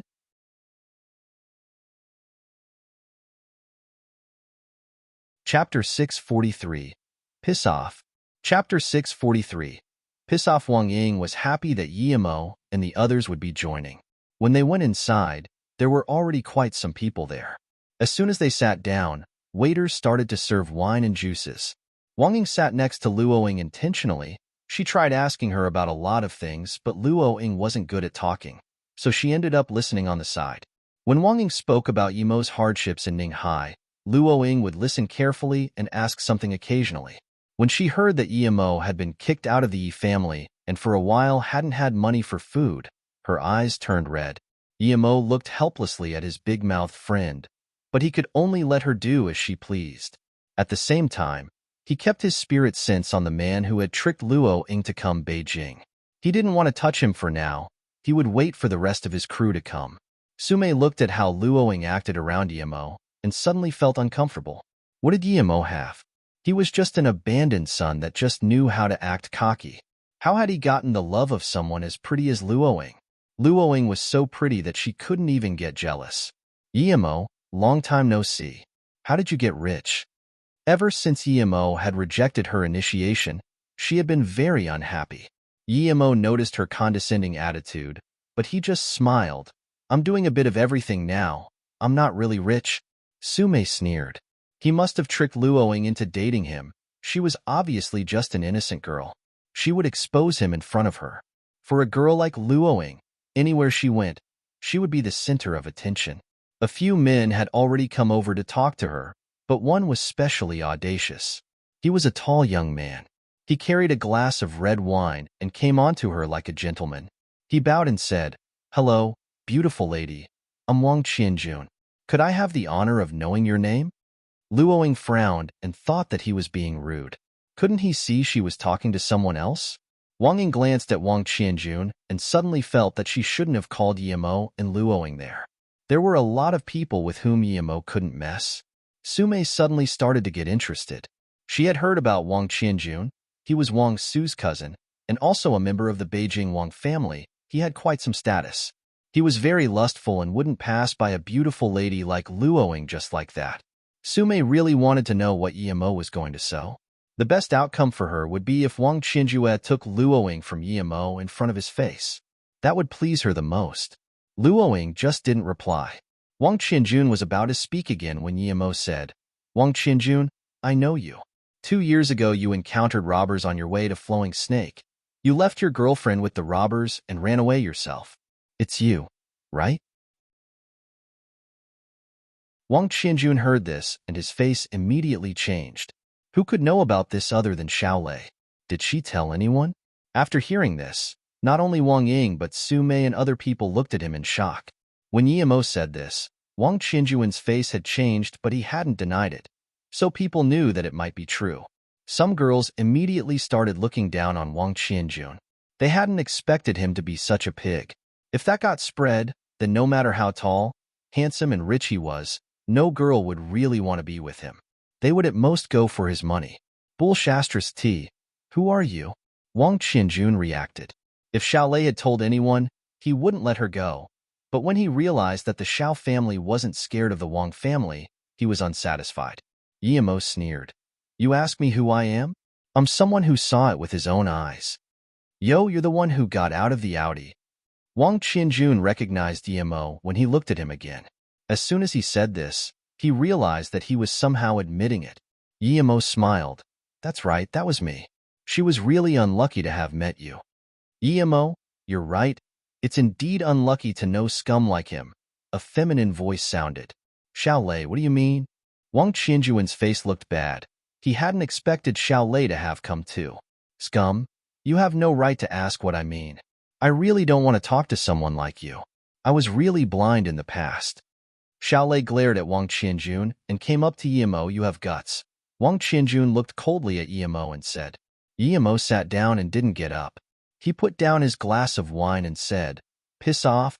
If he didn't have to check up on the man who didn't come out, Yemo would have kicked him already, but that would cause too much commotion.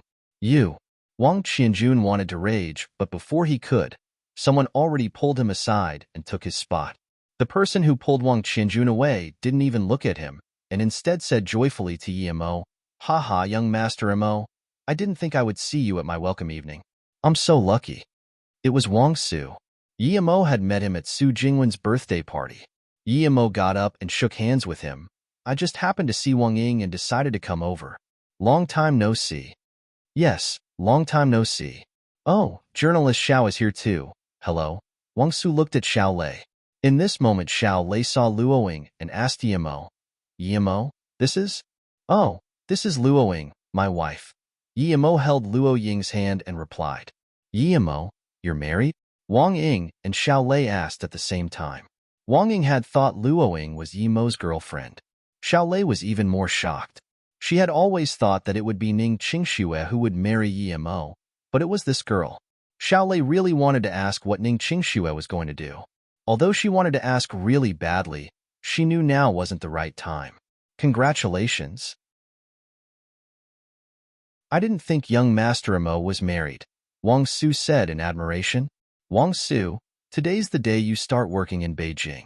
You're the next family leader that Grandpa chose. You don't need to waste your time with irrelevant people, Wang Qianjun said. Wang Su seemed to have just noticed Wang Qianjun's presence. He just said coldly, Piss off. Wang Qianjun's expression changed. He didn't expect his cousin to be that rude. He was a direct cousin of the family lineage. How dare he insult him like this in front of a stranger? He looked hatefully at Yemo and left. Sume was astonished. She really didn't understand how an abandoned son had managed to become close with Wang Su. Yemo looked at Wang Qianjun and sneered. He didn't say anything. If Wang Qianjun came looking for trouble, it would be like looking to be crushed. Wang Su ignored Wang Qianjun and said to Yemo and the others, Have a seat. I need to greet some more guests. Yemo nodded. Then, he saw another 2 people go into that room. From their faces, he could tell that they already knew he and Luoing were there. Since they had come, It meant that they also knew Wang Su. Luoying, you're really pretty. Did you just marry Yimo? Xiaolei felt that she was simple compared to Luo Ying's beauty and felt a little sour. Luoying smiled. That gesture was like 100 flowers blooming. Even Xiaolei lost her mind for a second. Yes, Yimo said that when we go back we'll have a big wedding.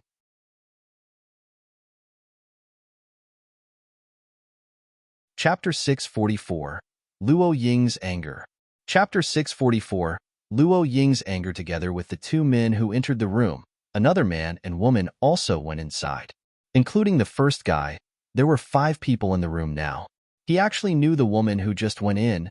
She was Sister Ling, the one he had taken the extreme energy stone from. Yimo had found out later on from Lu Na that she was her sister Lu Lin. Theoretically, she should have been punished by Northern Sand. So why was she still there? Moreover, the rest of the people seemed to be getting along well. The moment he saw Lu Lin, Yimo knew why Lu Na and her boyfriend had left Luo Yu. It was due to her sister.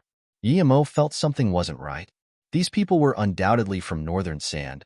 But was Northern Sand really that easy to talk to? The extreme energy stone was too important, and Lu Lin had lost it. How could she still be fine?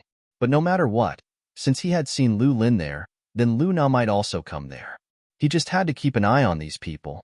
He must not allow Lu Na to spill Luo Yu's security details, even though she didn't know much. Thinking about this, Yimo suddenly got up and said to Luoying, "Wait here for me. I have some business to take care of. I'll be back soon." Luoying nodded. "Go. I will wait here for you." She of course knew what Yimo was doing. She was very confident in his power. Yimo said goodbye to Wang Ying and Xiaolei before leaving. He wanted to get inside to spy on them, but for that he had to go out first. He was sure that the Northern Sand people were watching him too, so he had to go out first and turn invisible before coming back inside. "What is Yimo doing?" Xiaolei asked. Luoying smiled but didn't reply. She wasn't good at lying, so she didn't say anything. "By the way, Luoying, where are you guys planning to celebrate your wedding? Do you already have a date?" Xiaolei asked again. Luoying shook her head. "I don't know yet. Whenever Yimo decides." Hearing this, the other girls glanced at each other. They admired Luo Ying's beauty, but she was submissive in their eyes. Yimo was really capable. Where had he found a girl like this?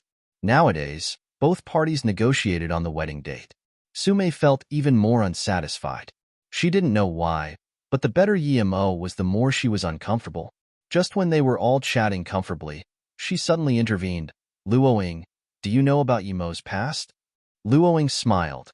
"Wang Ying already told me. I already know everything." "No, I'm not talking about that. A test at the hospital showed that Yimo was impotent." Sume wanted Luoying to leave him, so she had to do this while Yimo wasn't there.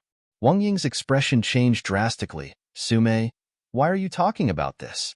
Yimo is also our classmate." Xiaolei had investigated Yimo before, so she also got to hear about this. However, she cared more about a person's character, not about his physical conditions. She also looked at Sume in confusion. Did she hate Yimo, or something? Luoying wasn't dumb. When she first saw Yimo and Sume together, she felt tension between the two of them, but Yimo didn't mention anything, and she stayed polite.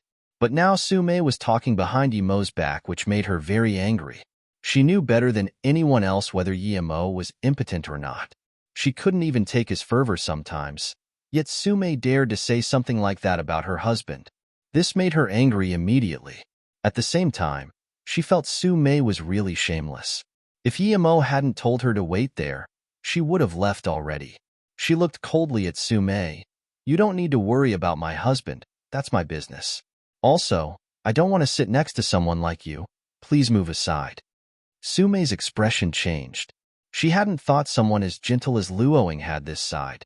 Sume couldn't stay there anymore. She got up and pulled Wang Ying. "I'm leaving, are you coming?" Then, she left without waiting for a reply. Wang Ying said helplessly to Luoying, "I'll go check on her." Although she didn't like the way Sume was talking, she was her still good friend and she couldn't just let her leave like that. When Wang Ying caught up with Sume, she said unhappily, "Luoying is like a goddess." "Why did you say that? You went overboard." Sume sneered. "I'm doing this for her benefit. It'd be such a waste if someone like her got tricked by Emo, but now it seems like she deserves it. What's wrong with Emo? I feel he's really nice. I really don't understand why you hate him. Also, he's not that anymore. Wang Ying was angry. He's not? How do you know? Have you been to bed with him?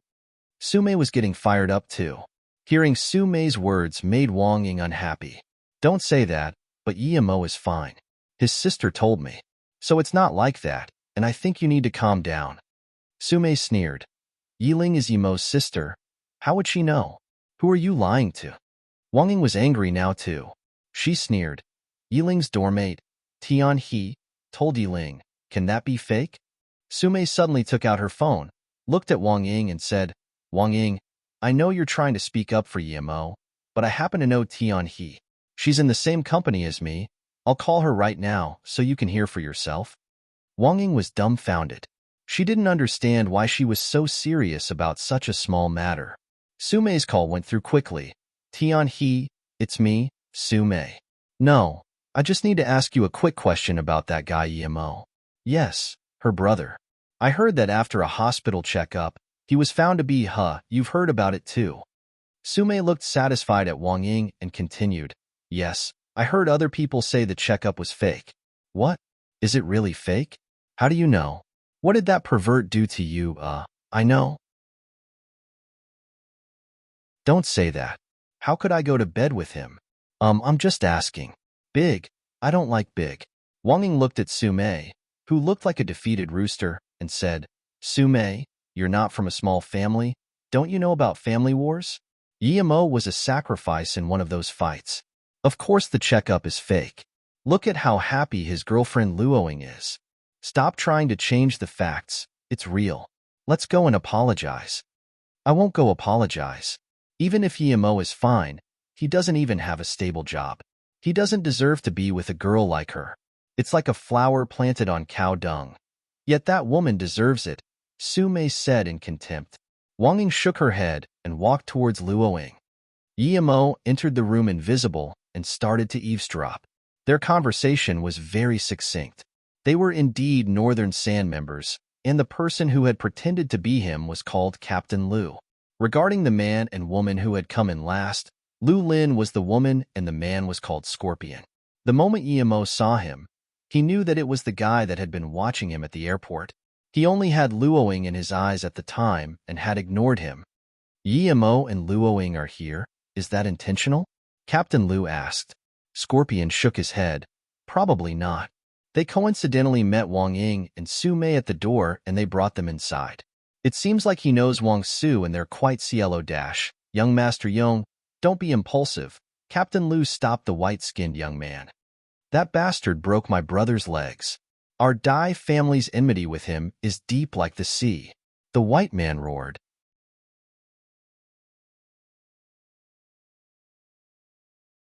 Chapter 645. Emo, who are you? Chapter 645. Emo, who are you? Emo just realized that this young Master Yong was Dai Heng's brother. Other than that Captain Lu who was at the yellow level middle stage, and the man who didn't talk who was at the yellow level ladder stage, the other three were ordinary people. Captain Lu waved his hand and seemed to have gotten some news. A moment later, he said, Emo just left. Only Luoing is still inside. Lu Na and Liang Jun will come to Beijing tonight, and we have arranged to meet at 2 a.m. outside the Yanshui River, but Lu Lin must go. Hearing this, Dai Yong got up suddenly. Captain Lu, since Luoing is alone, he was stopped by Captain Lu. I know you want that Luoing, but you can't now. Every day Emo is alive is a day you can't touch her, even if we capture her. Moreover, this is the Wang family's turf, and Wang Su is close to Emo. We can't do anything here even if the opportunity is right. Who knows if Emo comes back suddenly?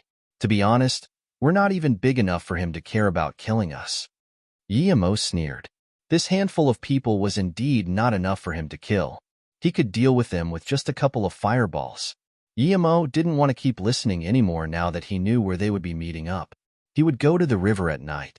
Just when Emo wanted to leave, his spirit sense noticed that a waitress who was wiping a table had been wiping that table for a long time. Emo looked a bit closer, and she was very emaciated, and her face was covered in scars. Yemo looked at her body, and her chest and back were also covered in scars. Although her eyes looked really calm, Yemo could feel the hatred in her eyes. Yemo felt strange. The woman gave him a sense of familiarity, but he couldn't remember who she was. Soon, Yemo saw a small black dot in her ears. It was a listening device.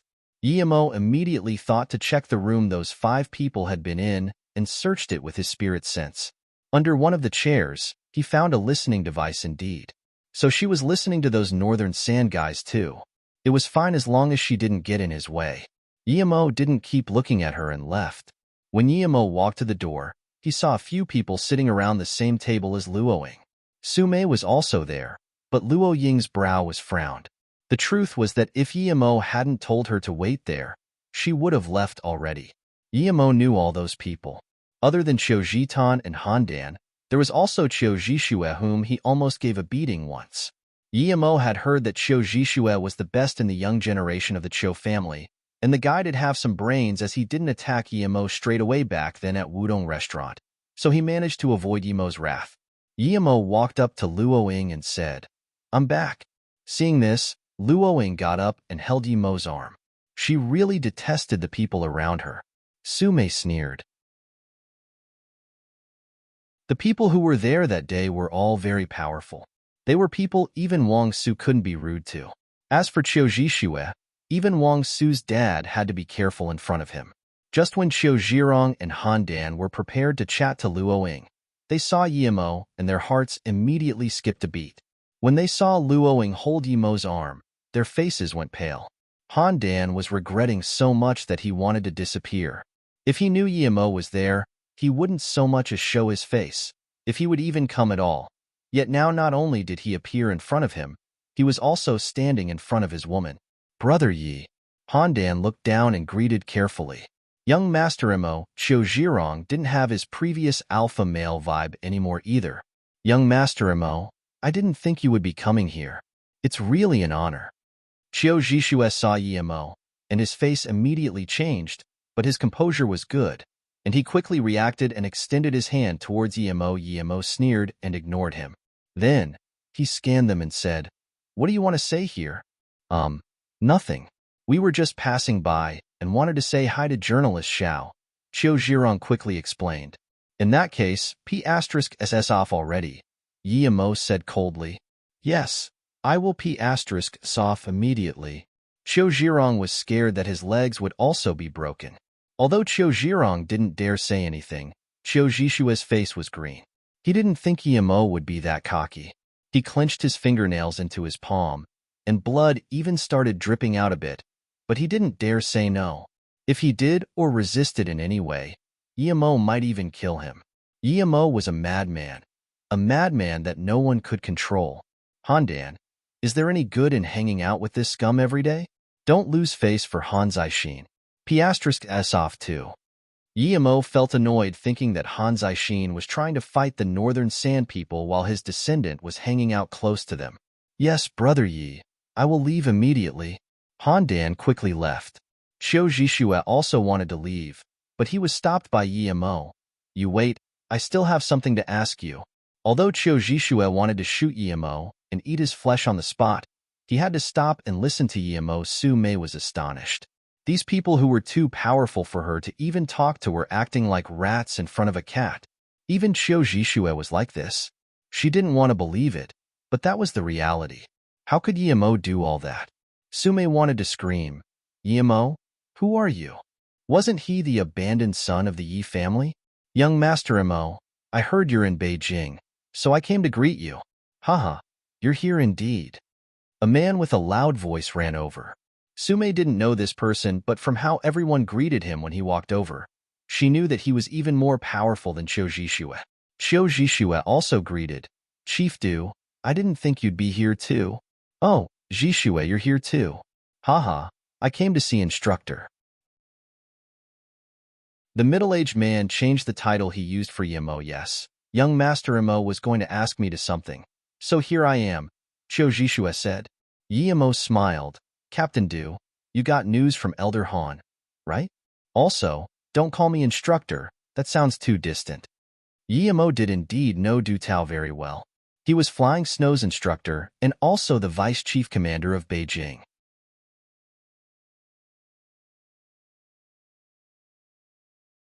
Chapter 646, Yin Riverbank.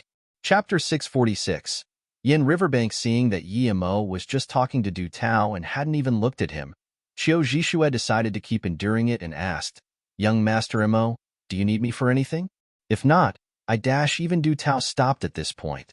Although his status made Qiu Zhixue respect him, it really was nothing compared to the Qiu family, so he couldn't just ignore Qiu Zhixue. Yimo glanced at Qiu Zhixue and said, "I heard Li Qiuyang was targeted by the Qiu and Dai family? He even has to go to jail, right?" Qiu Zhixue heard this, and he was mind-blown. If Yimo was going to intervene in that, then their two families wouldn't have a certain victory anymore. Yimo was an unreasonable madman who even the president, the Han family, as well as the fading out Zhang family were helping. But now that Yimo had asked, he couldn't just not answer.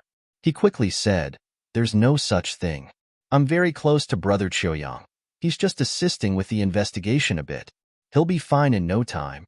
Yimo didn't want to intervene in these fights, so he said plainly, "Li Qiuyang has helped me quite a lot. I'm not interested in your business, but I don't want anything to happen to him.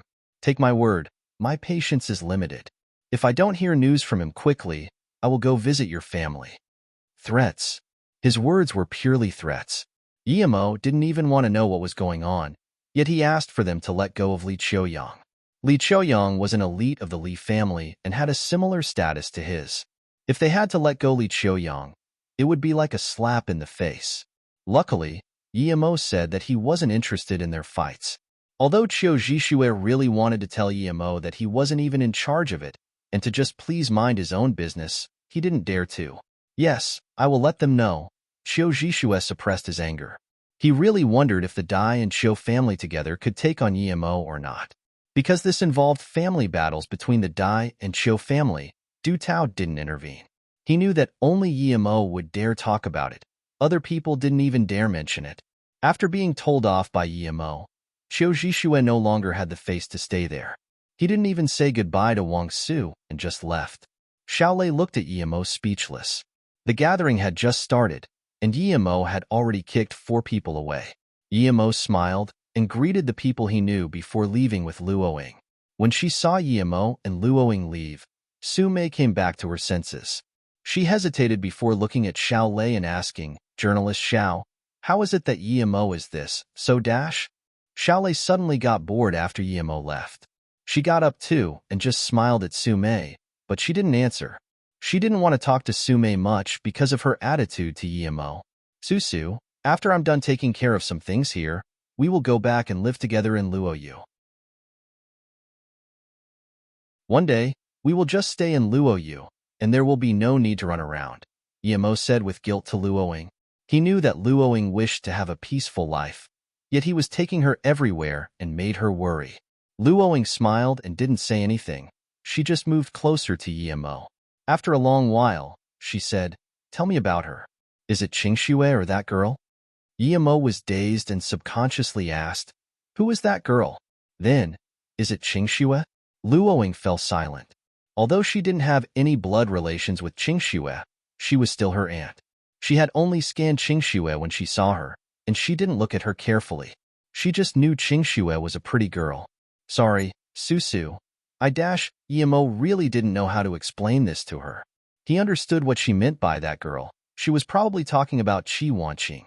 Seeing Yimo's guilty expression, Luoying smiled and grabbed his hand. "Don't apologize. I don't mind as long as I can be with you. I think that if Qingxue loves you, she won't mind either." Yimo embraced Luoying and felt excited. He knew that Luoying wouldn't object to it. It was easier for Luoying to accept it as she still had memories of Luoying continent. "Su, I'll tell you about Qingxue." And Yimo told Luoying the story as they walked slowly by the Yin riverbank. After telling Luoying everything that had happened, her eyes were red. She had completely accepted Ning Qingxue in her heart. She hadn't expected Ning Qingxue to be such a strong-willed girl, and that in order to wait for her, they still hadn't gotten married yet. If it wasn't for her, perhaps Yimo would have died at Shenongjia. Yimo saw Luo Ying's worry and held her a little tighter. The couple just stopped by the riverbank. After a while, an animal howled and startled them. Luo Ying caressed Yimo's hair and asked softly, "Should we go back now?" Yimo smiled and said, "Wait, something will happen tonight. Things might get bloody. How about I take you to the hotel and come pick you up after I'm done?" Luo Ying shook her head. "No, I will go with you." "Okay, we'll do that then." Yimo didn't try to persuade her. Regardless of whether she would get her memories back, there were some things people had to face living in this world. "Susu, did you have a look at the diary I gave you last time?" That book was the most important thing that could help her awaken her memories.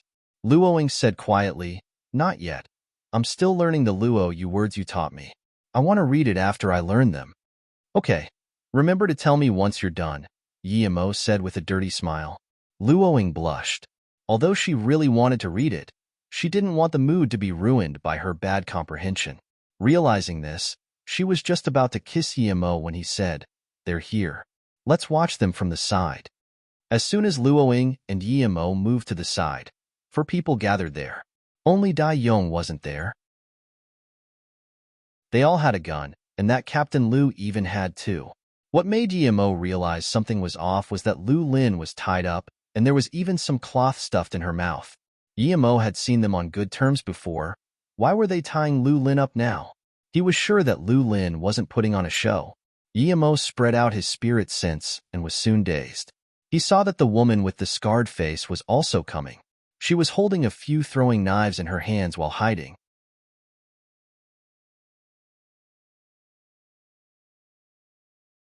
Chapter 647. Real and Fake. Chapter 647. Real and fake. Other than the woman hiding in a ditch, there were 2 more people hiding near the banks, and Yimo could tell they were from northern sand. The other 4 didn't wait for long before a subtle humming engine sounded from somewhere down the river. The sound was barely even noticeable. Hearing it, the 4 immediately spread out as they watched the river carefully. It was a small private yacht. As the yacht neared the bank, Yimo soon noticed that it was Lu Na and Liang Jun inside. Lu Na carried a case out, but Liang Jun didn't leave the yacht and stayed on the ship. "Lu Na, you're trustworthy indeed, but we didn't lie to you either. Your sister is here," Captain Lu said casually as he saw Lu Na get on shore. Lu Na didn't reply, because even though she saw Lu Lin was tied up with a piece of cloth in her mouth. "Sister." Lu Na felt relieved nonetheless. Lu Lin struggled and made some sound, but it was useless. "I've brought your sister here, and we didn't do anything to her. Where is the thing? We will trade at the same time. Of course, if you're willing to come back to Northern Sand, we welcome you girls." Captain Lu laughed as he grabbed Lu Lin's chest. Lu Lin immediately looked at Captain Lu in anger and whimpered. Lu Na sneered, "You're that Captain Lu, right? Don't touch my sister. I brought the thing, but if you dare play any tricks, I can always make the thing in my hand explode." "Very well, we just want the Chong 265 data and the Luo Yu interference machine. You give me those, and I'll let you take your sister away immediately," Captain Lu said casually. Luna immediately sneered. "Captain Lu, who do you think I am?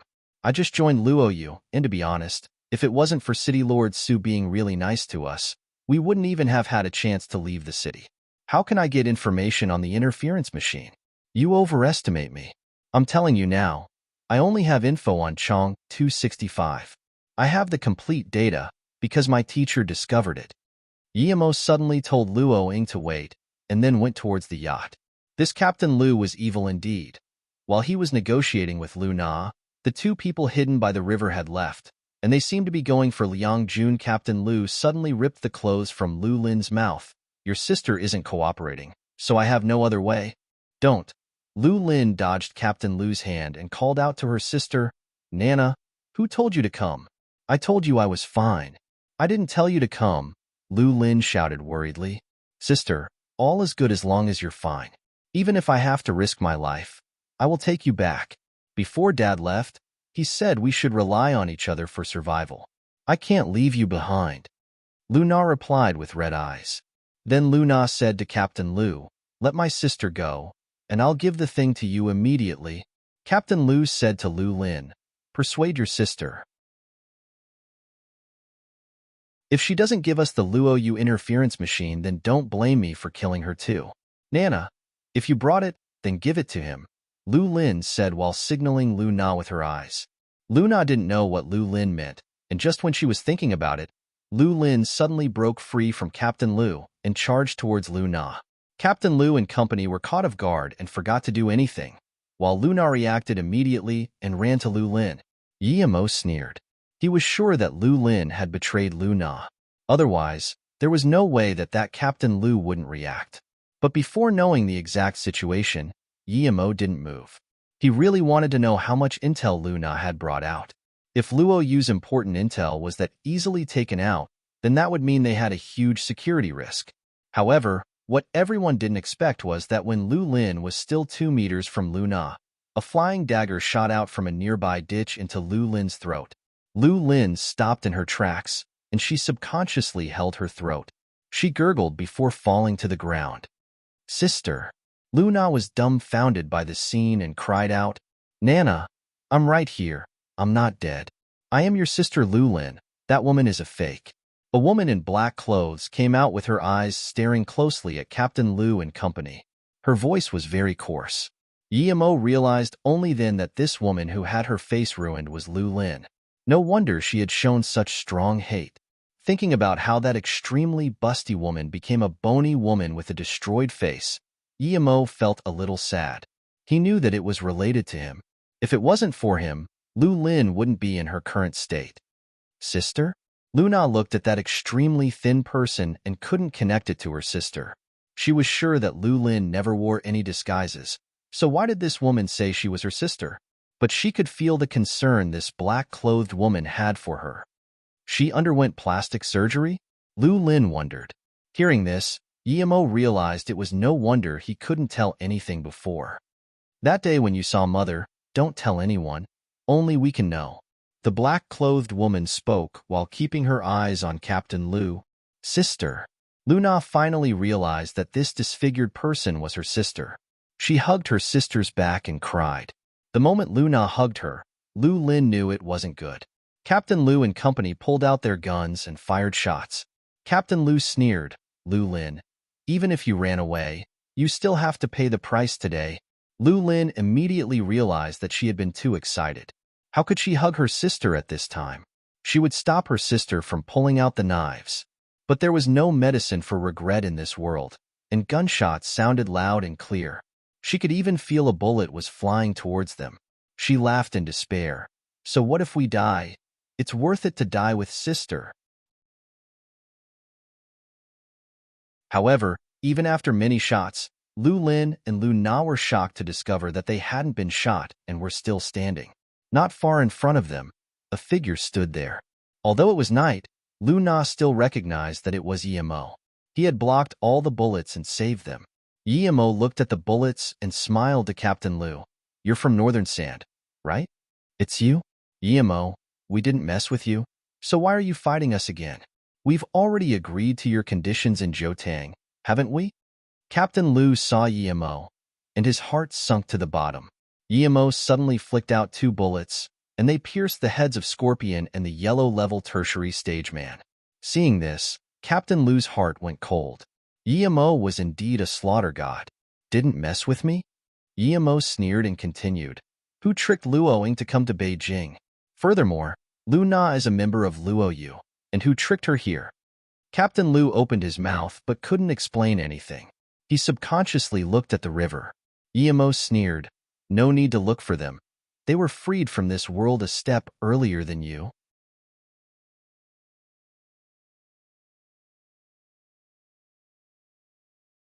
Chapter 648. Qingshue's Anxiety. Chapter 648. Qingshue's Anxiety. Captain Lu knew he was over. When he was about to commit suicide, his face was kicked and the poison fell out together with his tooth. Before he fainted, he heard Yi Mo say, Don't always pull that move. I really want to know what's the difference between you guys and the Black Sun Empire. Luo Ying came over to Yi Mo's side. When Lu Na saw Yi Mo, her heart also sunk. She knew her actions meant that she betrayed Luo Yu, but she soon remembered her sister and glanced at her again. When she saw the scars and how her face didn't have a single part of healthy skin, she couldn't help to cry. At this moment, Liang Jun got off the yacht and came to Yimo. He knew Yimo, but he could only bow and then stand on the side. After a long while, Lu Lin moved Lu Na to the side and bowed to Yimo. Yimo, I've heard great things of you. Thanks for saving me and my sister. Lu Na stood behind her sister without saying anything. Yimo thought it was strange her behavior. No matter what Lu Na had done was betraying Luo Yu. Why didn't she seem truly guilty? Yimo scanned the case and found that other than a bomb, there was only a stack of strange, useless papers. So it was all fake. She had wanted to just take her sister and run without giving away Luo Yu's secrets, but she had underestimated North Sand too much. Even if she had brought the real things, she wouldn't have been able to get away if she hadn't encountered him. Sorry. Lu Lin knew that Yimo was a part of Luo Yu, but she didn't know which position he was at. Yimo smiled. Lu Na is one of Luo Yu's scientists. I trusted that she wouldn't actually bring our data. Although Yimo knew that Su Yuehua wouldn't let people access Luo Yu's secrets easily, Lu Na hadn't even brought the Chong 265. He was very grateful for that. Hearing this, Lu Na's eyes turned red. She had never really planned on taking the intel with her. Yimo had saved her life, and Su Yuehua treated her like a sister. How could she betray Luo Yu? Furthermore, she knew what spilling Luo Yu's secrets meant. It would mean hundreds of thousands of lives. How could she do that? She had thought Yimo would get angry, yet he forgave her without asking anything. Lu Na didn't explain either. All was good as long as Yimo trusted her. She turned around and hugged Lu Lin. Sister, why are you so skinny? How did these animals torture you? They truly are beasts. Lu Lin smiled bitterly. I'm just very happy that I get to see you. The physical pain doesn't mean much to me. Yimo coughed and said, this also concerns me. If it hadn't been for me, perhaps Lu Lin wouldn't have been tortured. Lu Lin heard this and shook her head. We were on different sides at the time. It has nothing to do with you. Yimo didn't explain why it was related to him. He just took out a face-preserving pill and said, this is a face-preserving pill. It can heal your face and lets you stay young forever. Take it as compensation. Huh. Lu Lin hadn't expected that she could one day have such a powerful pill. She was dumbfounded. She had heard of it, of course, but there were very few of them in the world. It was said that the Princess of Northern Sand had gotten one, but Northern Sand had to spend many hundred millions to get it. Brother Yi, thank you. Lu Na thanked him. Then, she hurried her sister to go inside the yacht and take it. Seeing that Yimo wasn't going to punish them, Liang Jun finally could rest assured. He liked Luo Yu, but Lu Na had to save her sister, so he could only come with her. After Lu Lin left, Lu Na noticed Luo Ying's presence, which confused her. She knew that Ning Qingxue was Yimo's wife. How was he with another woman now? Had he dumped Sister Qingxue? However, she kept these thoughts for herself. She couldn't ask about it. Half an hour later, Lu Lin took out a mirror and saw her recovered face. She immediately started crying out of happiness. Who would want to have their face destroyed? She was only a little skinnier, but she had much better temperament than before. Sister, are you okay now? Lu Na charged inside and hugged Lu Lin again. Her sister was the only relative she had in this world. Where do we go now? Lu Lin asked. Sister, come with Liang Jun and me to Luo Yu. It's really pretty and welcoming. Lu Na immediately thought of Luo Yu. They really didn't have anywhere else to go except there. Lu Lin looked hopeful, but will Yimo agree? In that moment, Yimo walked inside with Luo Ying and smiled. Of course, you can get a plane to Luo Yu tomorrow. He had interrogated Captain Lu, and the reason why they had gone after Lu Na. They had managed to contact Lu Na from her private social media account. This made Yimo feel that they should tighten Luo Yu's network security, but Yixing really couldn't do everything by himself. Yet, Captain Lu was just a pawn, and he only knew that the Dai family had joined Northern Sand. That night, Yimo went back to Ninghai and took his sister Tang Beiwei to Beijing, where he was going to leave her. Luo Yu was about to go to war, and he didn't want Tang Beiwei to be by herself in Ninghai. The next morning, Yimo went to visit Elder Han and scan the rare ore storage. He found another small piece of gung metal essence and blue silver sand. He then took Luo Ying, Bai Wei, Liang Jun, and the Lu sisters to Qinghong Airport. As soon as they arrived to the airport, they encountered Li Qiuyang. He had lost a lot of weight. He thanked Yimo for saving his life. Li Qiuyang knew that other than Yimo, no one could help him. They weren't that close, yet Yimo had really helped him. The Dai and Qiu family indeed didn't dare go against Yimo. They knew that even Northern Sand feared him, and that he had certain status in Luoyu. Moreover, Yimo had just said to let Li Qiuyang go, so they didn't dare not to listen. Yimo rejected Li Qiuyang's invitation because he realized it was his grandfather who was really inviting him. Li Qiuyang sighed. He knew that the reason Yimo had saved him was because he had helped him a few times. It was impossible, at least for now, to ask Yimo to help the Li family. There were still a few hours before the plane arrived to Luoyu Airport, but Ning Qingxue had gone very early. She was anxious. She was going to see Luo Ying today, and she hadn't thought of what to say to her aunt yet.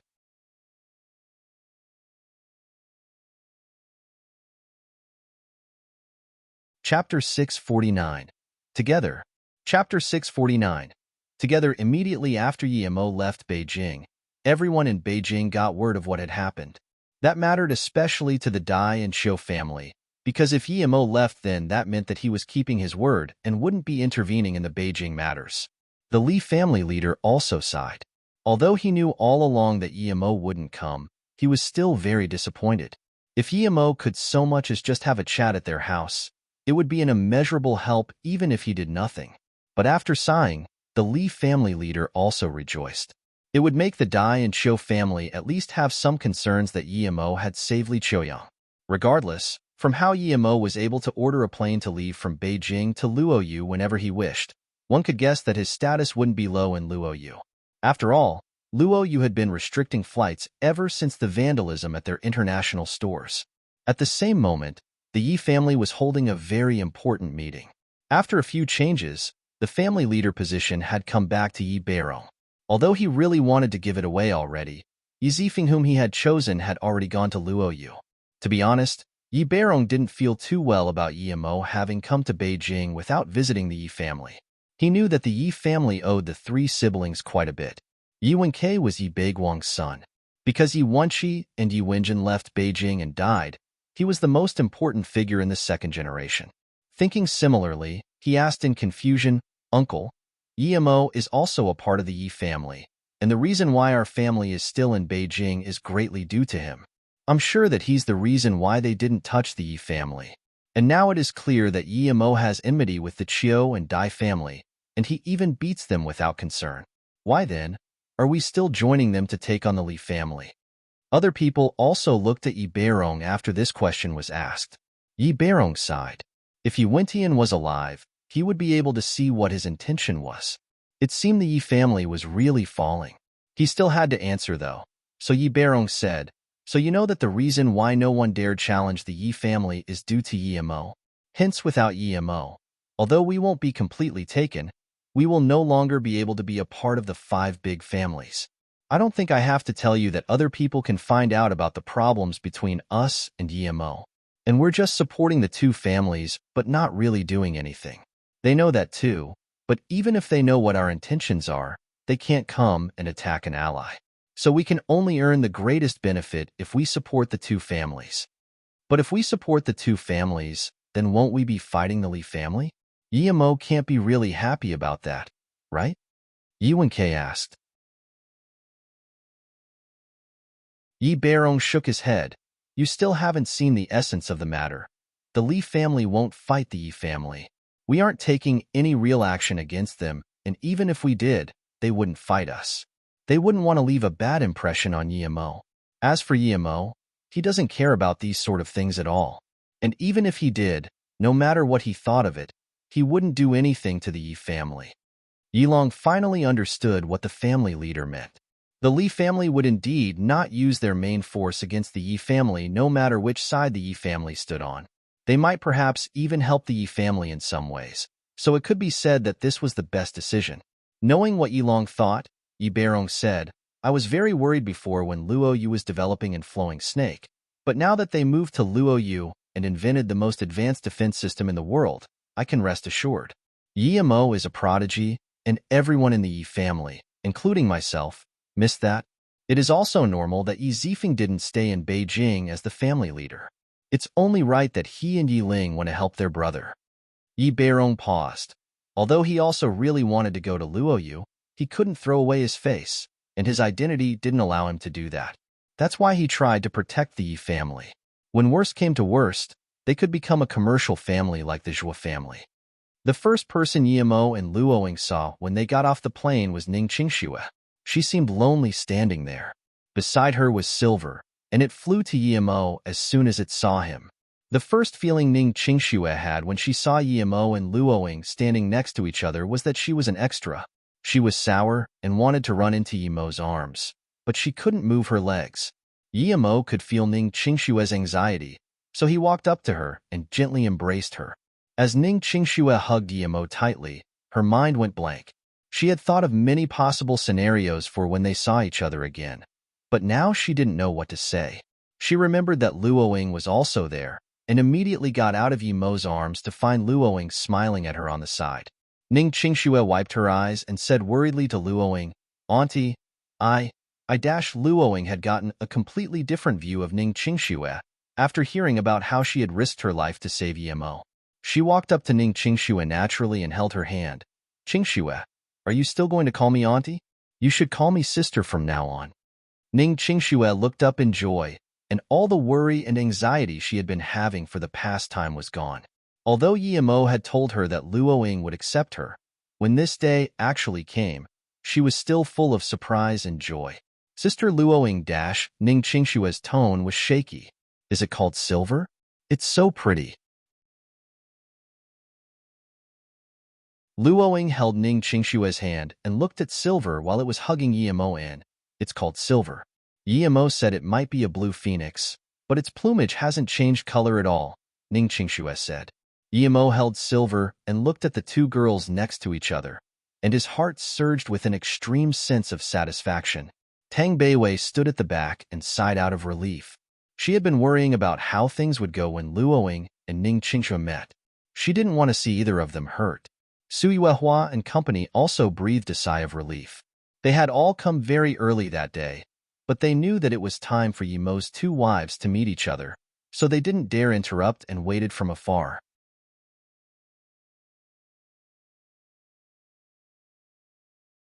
Chapter 650. Fighting to be Friends? Chapter 650. Fighting to be friends. Tang Beiwei liked Luoying more, whereas Yi Ling preferred Ning Qingxue. Sui Yuehua was very happy that Yimo had managed to bring both Lu Na and Liang Jun back. Although they hadn't taken a lot of intel, they had been living in the core sector of Luoyu. They had seen a lot of things. No matter how strong-willed a person is, it would be hard for them not to spill anything when being tortured. Yimo really wanted to have a private conversation with Luoying and Ning Qingxue, but he knew that Luoyu was still in trouble. If it was dealt with properly, Luoyu would keep soaring in the sky. But if not, they would lose everything.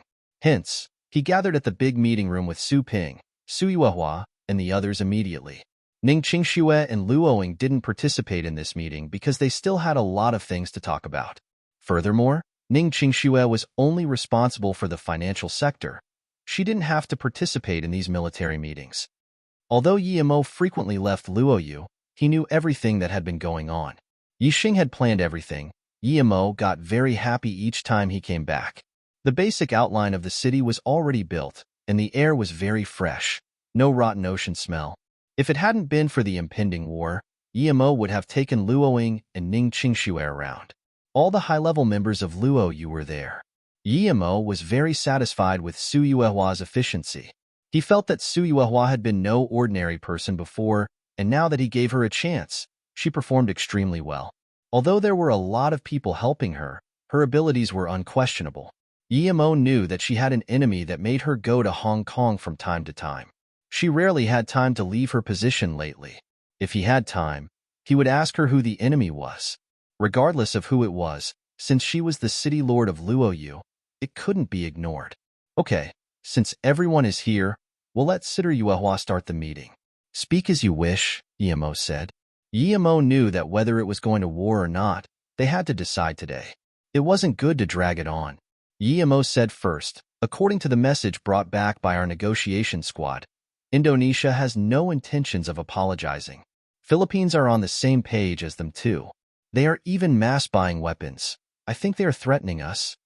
They are small countries. How dare they threaten us? Just send a fleet to annihilate them, Su Ping said grumpily. Guillermo knew that Su Ping was an ancient martial artist, and he wasn't good at commanding battles, but he had had to give him that position. Su Ping was his second brother. He would never betray him. As soon as Su Ping said this, Huang Yinian said, I support going to war, but our strategy shouldn't just be to send a fleet there. Suiwahua said, when we first claimed our conditions, the Indonesian officials were very worried. They even said that they would agree if we lowered our demands. However, it's only been a day and their attitude has changed drastically. At the same time, Philippines also joined their side. If we don't react to the outlet incident quickly, perhaps more countries will join their side. So I agree, we need to fight, but how we fight is the key issue. Guillermo thought about their words. No one had said it, but he knew that there was someone supporting Indonesia from the shadows. Who was it? America? Or was it some other country? The Union stated that we in Indonesia should control our emotions and leave the problem up to negotiation. That we shouldn't start a war so easily, Yumyaodon said. Funny. We shouldn't start a war so easily? They saying this to us? If we don't do anything, what if they attack us instead? I think that if we're going to fight, we should do Germany's way. Finish them with a lightning war, Guachi said. That works for other countries, but not Indonesia. They're an island country. We only have 20,000 troops. I think we should gather our power and throw a heavy blow to one target, Sherman said. Suiwahua nodded, but she didn't say anything and just stared at Yixi. I actually agree with Brother Su and Sherman. Our newest interference machine is now ready for mobile warfare. It's attached to the Luo Tian carrier ship. If we needed to attack an island, we wouldn't even need to go covertly. We could just throw bombs at them. Yixing looked at Suiwahua and smiled. When Yixing finished talking, the entire meeting room fell silent. After a while, Huang Yinian screamed, Chief Engineer Yi, did you succeed? When they recalled the last war, everyone's blood boiled. It was because they had the most advanced interference machine that they had managed to suppress the Allied army. Yet, most of our bombs are from Russia and Germany. We can build some defense missiles, but we can't mass-produce offensive missiles. We still need some time, and the time we have is very short, Yixing said again. Before anyone said anything, Yixing sneered, if I had some time, we wouldn't even need to send a fleet there to defeat them. I can make a bomb that they won't be able to defend themselves of. Guillermo believed that Yixing could do it, but they had to fight that war. If Luoyu was harassed by Indonesia and Philippines and they didn't fight back, they would lose the reputation they had built and more countries would do the same. In another 2 years, when Luoyu stabilized, other countries wouldn't even be able to face Luoyu. He nodded. No one can treat Luoyu like this. We must fight Indonesia and Philippines. As for how we fight, I trust that Yixing has other steadier ways, but we're trying to show our dominance this time, so we must do it in the most direct and domineering way. We'll let them know that they can't challenge Luoyu so easily. Let those clowns who support them understand it too. As for how to fight, I agree with Sherman's method. There's only the Indian Ocean between us. We'll take one of their islands first. Then, Guillermo looked at everyone. Which island should we attack first? Huang Yinian smiled. If it's taking over a place, it'll be quite easy. Bali Island is perfect. It's not small, and it's Indonesia's main tourist attraction. It brings Indonesia large amounts of income each year. If we take that place, the Indonesian officials will have to comply. Everyone agreed to this.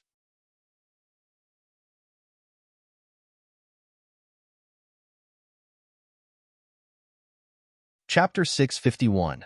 Declaration of War means start of war? Chapter 651. Declaration of War means start of war. Okay, in that case, Huang Yinian will be the commander for this war. We don't need to wait. Send our ships there immediately. Wait around Bali for the declaration of war, and as soon as we declare war, attack their military facilities, Guillermo ordered. Suiwahua added, I agree to the president's decision. But Bali is a global tourist attraction. There are people there on holiday from all over the world. When we start attacking the island, we can't casually deploy missiles, or that would cause international problems. So I'd like to know what Commander Huang has to say. Huang Enian smiled. I've long since thought of Bali as a possible point to attack. For one, that would show Luoyu's dominance, and secondly, it would deal a heavy blow to Indonesia. Most importantly, our outlet store there was smashed, and 2 of our workers were killed. Now, Bali has been a victim of terrorism more than once during the past 10 years. Looking at Su Yuehua's expectant eyes, Huang Enian continued, so even if we cause an international dispute, we can say that was Indonesia collaborating with terrorists to attack Luoyu. We can say that since the Indonesian government hasn't reacted properly, it has clear animosity towards Luoyu. Luoyu's rights have been stepped on, and in Luoyu, justice is the most important thing. Any offenders must pay the price. Of course, we will only attack the military and not the civilians. Yemo nodded. Although this reasoning was a bit far-fetched, it was better than nothing. Plus, Luoyu did indeed suffer heavy losses by Indonesia's hands. I believe I might have a good suggestion too, Yu Miaodong said. Although Bali is big, it won't survive long under our force. I suggest that Commander Huang take over the airport and docks first, after which we can send back all the tourists. As for all the touristic facilities, we can destroy them just like they destroyed our store. Yu Miaodong didn't say it out loud, but everyone knew that it wasn't realistic to think they could take over Bali for a long time. Even if Luoyu had the power, the Union wouldn't allow that. Once Indonesia agreed to some form of compensation, Luoyu's army would have to retreat. But if they destroyed all the touristic facilities and sent away all the tourists, then that would be a huge blow to the Indonesian economy. It was an extremely big risk to so much as invade the island of Bali, much less to want to seize it. If Yemo wasn't a cultivator, perhaps he wouldn't even be doing it. Yemo knew that once most of the power in the world joined together against Luoyu, Luoyu wouldn't be able to stop them. But Yemo had his trump cards too. If he really had no other choice, he would use nukes and go around assassinating people. No one would dare to push a country with nukes too much. Although this world had all sorts of rules, people with power still made the final calls. For example, if the US wanted to invade a small country suddenly, they could find 100 reasons to justify themselves. Power was the ultimate deciding factor. Meanwhile, Yiling was with Tang Beiwei. Hearing the truth about everything, Yiling was dazed for some time before looking at Tang Beiwei in disbelief. Beiwei, you mean that your brother's real sister, and I'm not?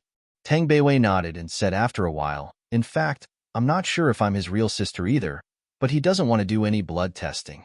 He said that we're already true sisters to him, and we will be regardless of any tests. I don't want to lose him as my brother, so I didn't insist on the check either. Then that means that I might be his real sister after all? Yiling was pretty worried. But I understand, brother.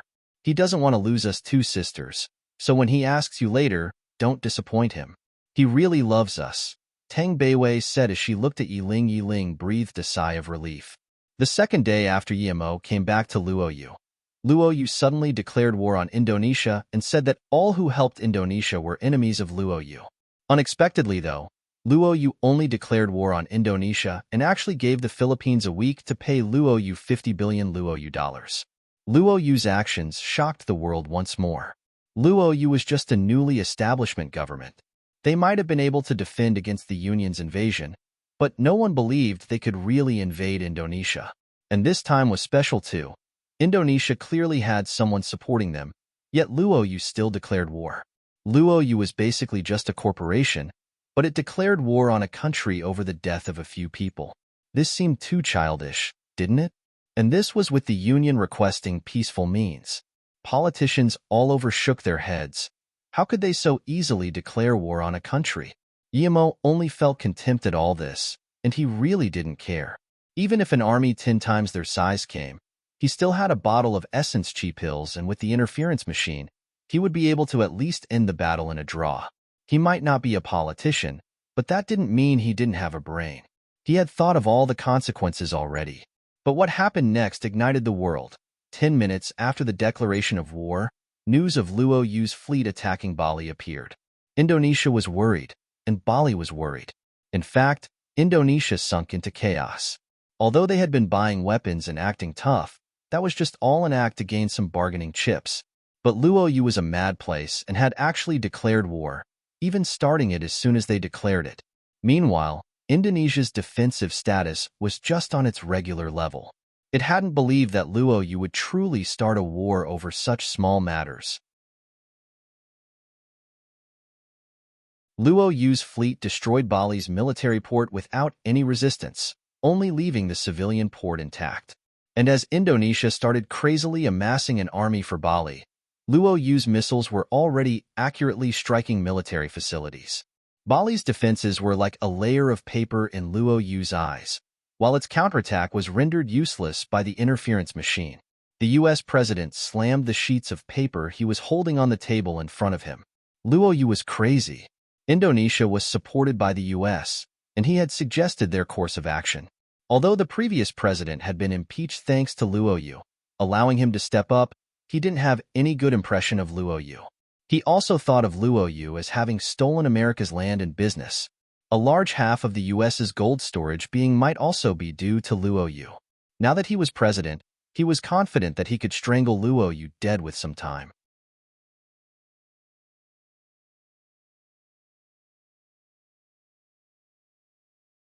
Chapter 652. Luo Yu offending everyone? Chapter 652. Luo Yu offending everyone. They hadn't started to fight yet, but letters of help were being sent like crazy.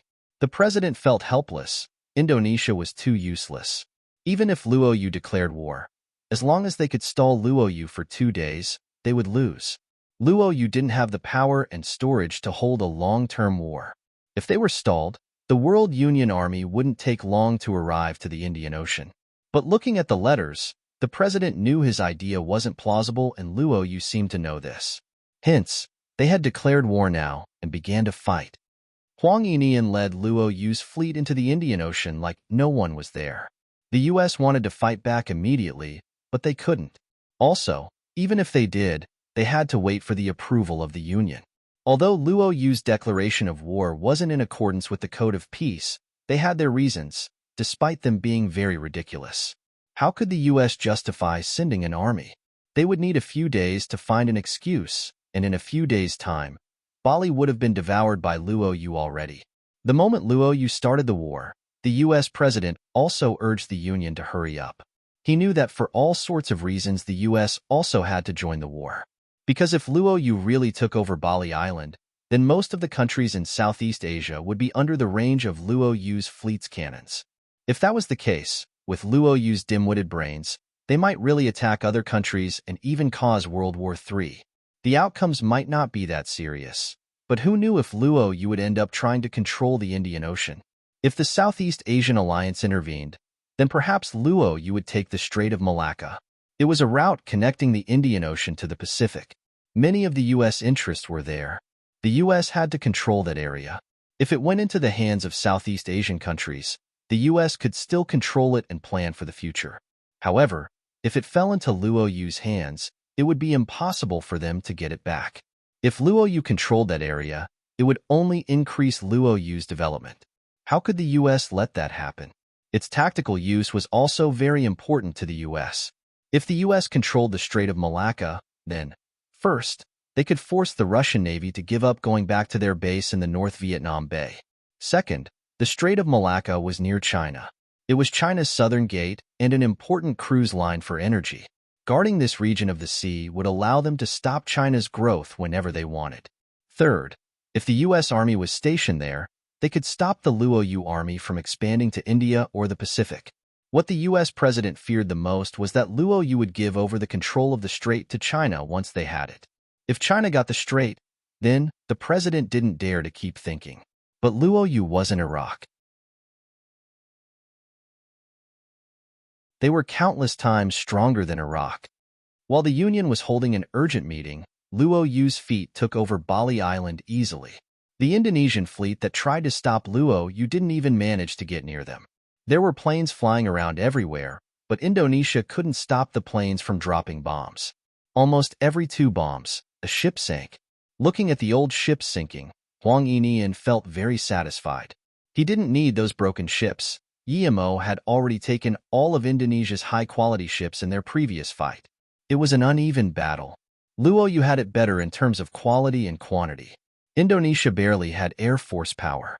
After fighting the battle, Huang Yinian realized how overpowered Yixing was. If Yixing would have really been working for Northern Sand nonstop, he was sure that World War III would be about to start. The U.S. was worried that Luoyu would start World War III, but Huang Yinian knew that Luoyu wouldn't do that. It was Northern Sand who would. Despite the Indonesian fleet coming with an aggressive temperament, Huang Yinian could see they couldn't even aim properly. Of course, this was all due to the interference machine. The battle started quickly and also ended quickly. Under Huang Yinian's lead, Luoyu's fleet sunk all sorts of ships of different calibers. They had captured 2 big ships, 2 guard ships, and 3 light ships, as well as 5,000 soldiers. They were all taken back to Luoyu to help with construction. The whole battle didn't even last an hour. Most of the time was spent accepting surrenders. The strongest fleet in Southeast Asia couldn't even resist against Luoyu's attacks.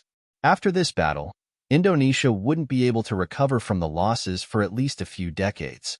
The most ironic thing was that their ships didn't even get a chance to dock on the bay. This was also partially due to Huang Yinian's experience in maritime warfare.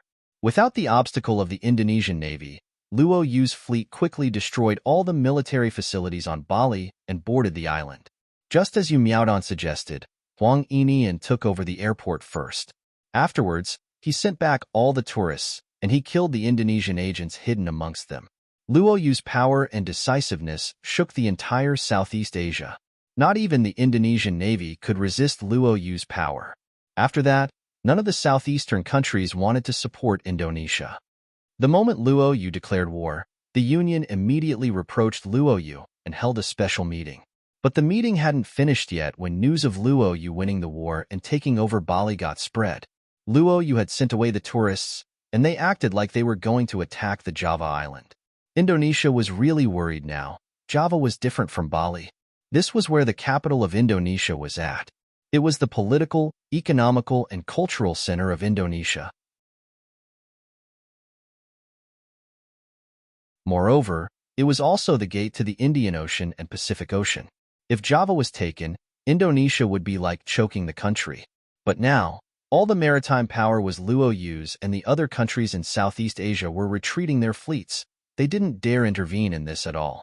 This time, not only the U.S. was angry, but many other members of the Union were also siding with the U.S. Taking over Bali was barely acceptable, but invading Java would be breaking world peace.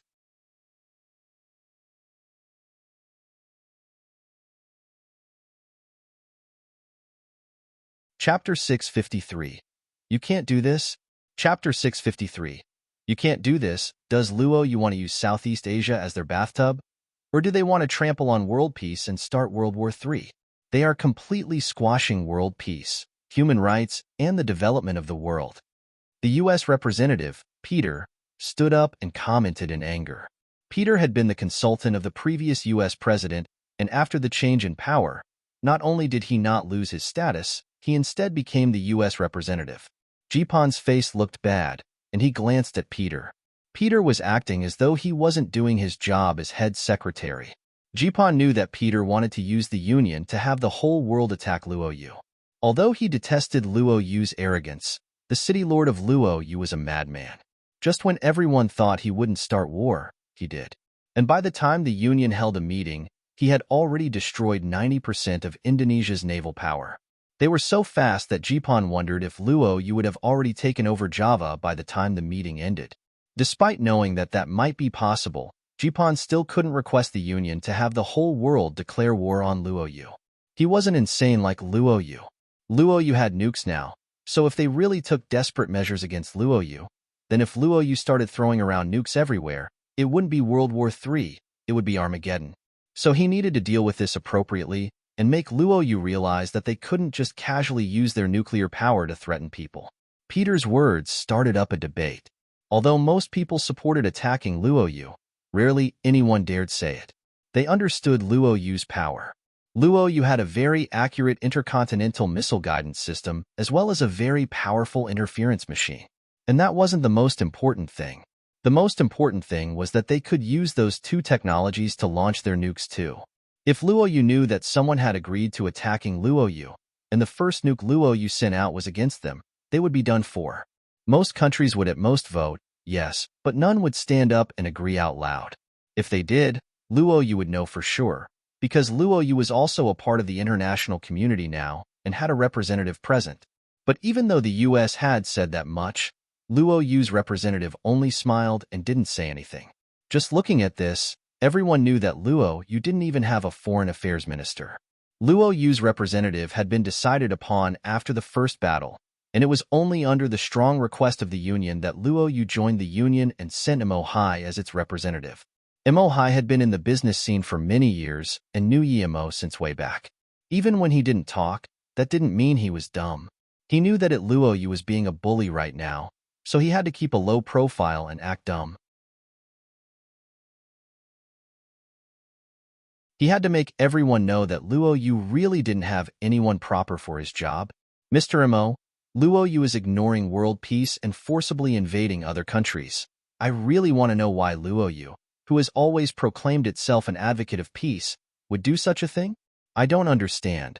So could Mr. Mo, being the representative for Luo Yu, provide us with an explanation for this? Jipan just had to ask. Mo Hai nodded and got up. Luo Yu has always been peace-loving. I've said that many times here. As for the reason for the war, I'm sure everyone knows. But in order to give everyone here a satisfying answer, may I leave for a while to contact my city lord and then answer your question, Mr. Jipan? Of course, Mr. Mo, do as you please, Jipan agreed. Mo Hai went to the resting area, ordered a coffee, and lit up a cigarette. Other than that, he didn't do anything, making the person watching him very annoyed. Meanwhile, the war was still going on. There was just a mountain and a strait between Bali and Java. After Luo Yu took over Bali, their naval power gathered at that strait. By then, another carrier had led another fleet there from the Indian Ocean. They were clearly surrounding the island of Java. At that moment, the meeting was still going on, and still no decision had been made. Indonesia was totally worried. By the time a solution appeared, who knew what state Java would be in? The US would be too slow to rely on, and they couldn't rely on the Southeast Asian alliance either. The only way to stop Luo Yu was to negotiate with them again. Indonesia, who had been very cocky on the negotiation table before, successfully begged Luo Yu for a second negotiation. It was held on a Luo Yu ship. Participating in the meeting were Yu Miaodong, Luo Fei, and a few assistants on Luo Yu's side, and Dino and a few negotiation masters on the Indonesian side. Looking at them, Yu Miaodong sneered and didn't even sit down. She just said, I have orders that this must end in 10 minutes. 10 minutes later, we will launch a full-scale attack. I'll say it once again. Luo Yu loves peace, but those who provoke us should be prepared to face the consequences. Dino looked dazedly at Yu Miaodong and thought, 10 minutes, what could we negotiate during that time? Dino thought that they could stall Luo Yu with negotiations and wait for the arrival of the Union's army, but his plan was shattered by the 10-minute time limit. 1 minute has already gone by, Yu Miaodong said casually. Dino knew that Luo Yu must have seen through their plans and wouldn't give them any chances. If Luo Yu was really set on attacking Java, however, they wouldn't have come over to negotiate. As though seeing what Dino was thinking, Yu Miaodong smiled. We love peace, remember? See, you requested for a negotiation, and we came.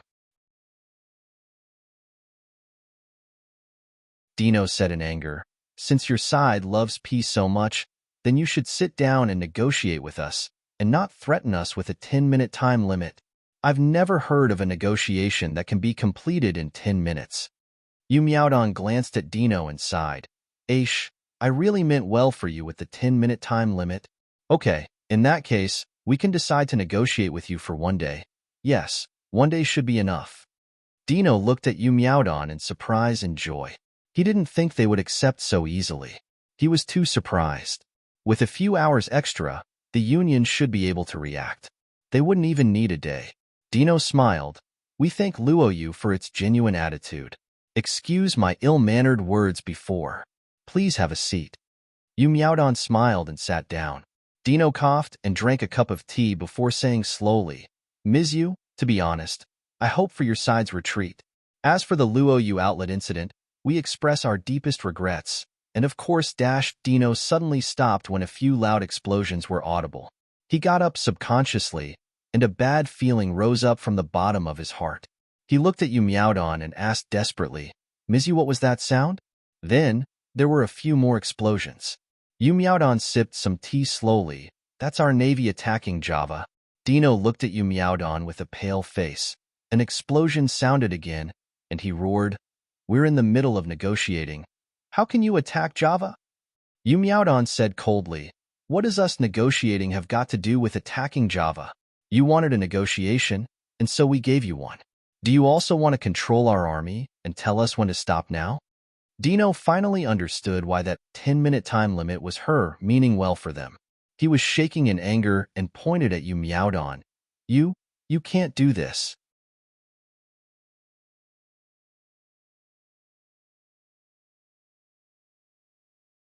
Chapter 654, Means to serve a purpose. Chapter 654, Means to serve a purpose. The fire outside seemed to be getting more and more concentrated.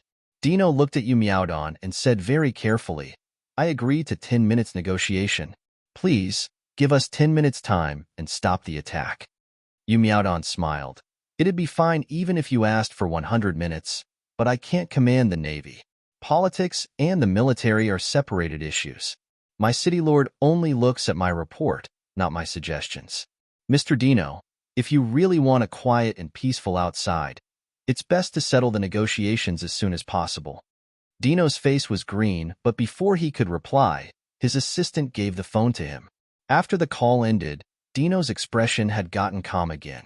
He sat down and said to Yu Miaodong, Chief Yu, we're willing to give Luoyu as compensation 70 billion Luoyu dollars.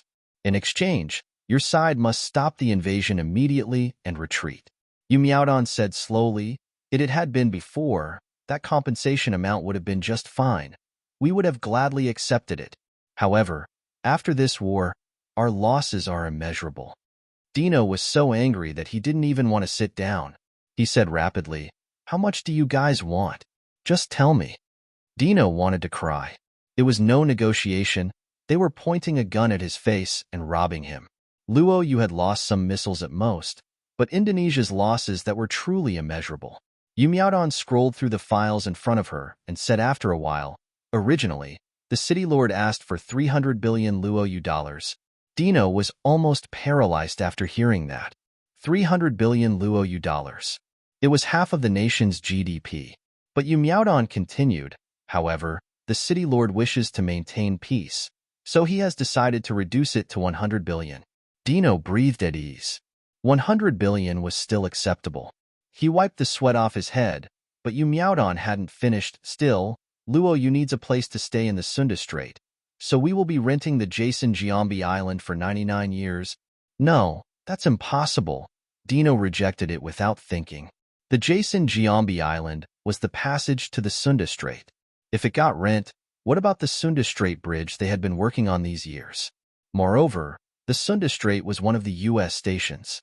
It was the American 7th Fleet main passage into the Indian Ocean from the Pacific Ocean. If Indonesia agreed to that, the U.S. wouldn't let it be. Yu Miaodong sneered, Of course, we will give Bali Island back, and we won't interfere with the bridge building. Dino sneered. They had to give Bali back no matter what. Even if he didn't ask for it, other countries would intervene in this matter. Suddenly, he realized that if Luoyu took over Jason Giambi Island, then the U.S. would have to face a problem when entering the Indian Ocean. That way, the conflict would be just between Luoyu and the U.S. Indonesia could get out of that issue. Why should they help the U.S.? Furthermore, that island wasn't a big loss to Indonesia. If the U.S. and Luoyu fought, Indonesia could just sit back and reap the benefits. Thinking about this, Dino had a bleak smile. That island would be taken back by the U.S. sooner or later. Why would Indonesia help the U.S.? If it hadn't been for them, Indonesia wouldn't have suffered such losses. They would have only had to pay 70 billion Luoyu dollars. But now, it was 100 billion and the damage on Bali was immeasurable. Dino went outside and made a quick call. Then, he ran back in and said, Okay, we agree. Let's write the agreement now. Yu Miaodong pushed the files over to Dino and said, "No need. Luo Yu has already signed. We're just waiting for your signature." Dino looked at the ready-printed files and suddenly felt like he had walked into a trap. That feeling wasn't good. When Imo Hai walked into the meeting room, it was near its end. It seemed that the union had made a decision while he was away. When Imo Hai came in, Jipan acted as though he didn't see him. It was obvious that he didn't care about Imo Hai's opinion anymore. But for the first time, Imo Hai requested to talk. Many people thought that he would be speaking meaningless garbage, but Imo Hai said, "Luo Yu puts international peace as top priority. Considering that peace is hard to obtain and considering the will of the Union, Luo Yu has now reached an agreement with Indonesia. We will retreat from Bali and not attack Java. Perhaps no one believes us, but the moment I entered this room the army had already started retreating." What? The news shocked everyone. They had just reached a consensus to attack Luo Yu in order to keep world peace, but Luo Yu was retreating now. Many country delegates felt at ease. Luo Yu retreating meant that they hadn't really invaded Indonesia and that they were just putting up a show for the Indonesians. After all, they had killed Luo Yu people and then didn't want to pay compensation. I suggest to immediately suspend our previous decision about Luo Yu. Luo Yu is retreating. We can't attack them anymore. After all, Indonesia started the problem. If we still attack Luo Yu now, it would be going against keeping world peace. Russia was the first to talk. Peter immediately wanted to get up and rebuke this idea, but he knew that it would be inappropriate at a time like this. No one would agree. Jipan could rest assured. He was the person who didn't want the war the most. At that moment, the U.S. president had received the contents of Luo Yu and Indonesia's agreement. He didn't care about how much Indonesia was compensating Luo Yu, but what infuriated him was that Indonesia had actually rented Sunda Strait to Luo Yu. With this, Luo Yu could control the U.S. every move. He couldn't allow this to happen, but the island belonged to Indonesia. If they wanted to rent it, the U.S. couldn't intervene. He would bet that the reason Luo Yu had asked for the island was to be able to fight the U.S. The Indonesian government was garbage. The president wanted to roar. He had no other means to stop it. He even suspected that Luo Yu had already thought of the outcome before they started the invasion. The U.S. had finally found an opportunity to attack Luo Yu, but it ended before it even begun. If Luo Yu really had calculated all this, they were a political enemy that couldn't be underestimated. They were masters in schemes and shenanigans. Thinking about this, the U.S. still had another breakthrough point: the Philippines. However, not long after that, his assistant gave him news that Luo Yu and the Philippines had also reached a consensus. The Philippines had asked for peace and resolution after Luo Yu took over Bali. Seeing that the Philippines had come to them first, Luo Yu reduced the compensation amount to 30 billion Luo Yu dollars. The president swore and smashed the files on the ground. He felt like he was failure as a president. Right this moment, the president believed that the person who had orchestrated the plan must have the experience of a bunch of lifetimes. Otherwise, how did he manage to calculate the timing and everything else so precisely? Announce right away that we're holding a meeting at the White House. The president was worried. He felt like he was a step behind Luo Yu every single time. Yu Miaodong admired Yimo's means too much. She finally understood what war was now. It wasn't the final goal, but the means to serve a purpose. They had just provided a simple war plan, yet Yimo had calculated everything to the minute. At the same time, Yimo was surprised at the Ming family's fortune-telling arts power. When he combined it with the battle plan he had made, many things fit into place, allowing him to make the perfect plan. The only problem was Bali Island, but now that they retreated, they no longer had to worry. Just when Yimo was about to leave and go to the welcoming ceremony for the soldiers, Su Yuehua knocked on the door desperately.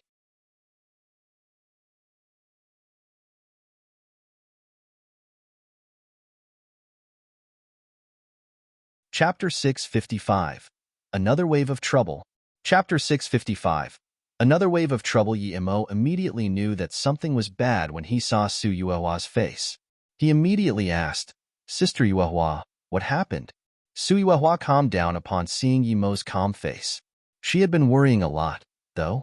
Before, She was worrying about the US and those other countries who wanted Luo Yu's wealth, not about Indonesia.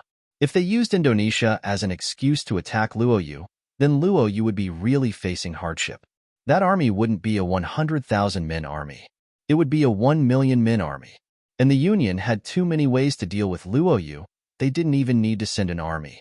All they had to do was lock down Luo Yu geographically, and Luo Yu would go bankrupt. Luo Yu was a city completely reliant on import.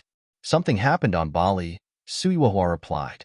Yi Amo thought, this Ming family fortune-telling art is powerful indeed. Something really did happen on Bali. Yi Amo nodded. Have we retreated out of Bali already? Yes, our armies left an hour ago, but 5 tourists have gone missing from our military camp, Suiwahua replied. Yi Amo frowned and said quickly, even if they did, that shouldn't be too much of a problem, right? Yi Amo knew that this would reduce Luo Yu's popularity and increase the enmity of other countries, but Yi Amo had already warned Huang Yinian about it.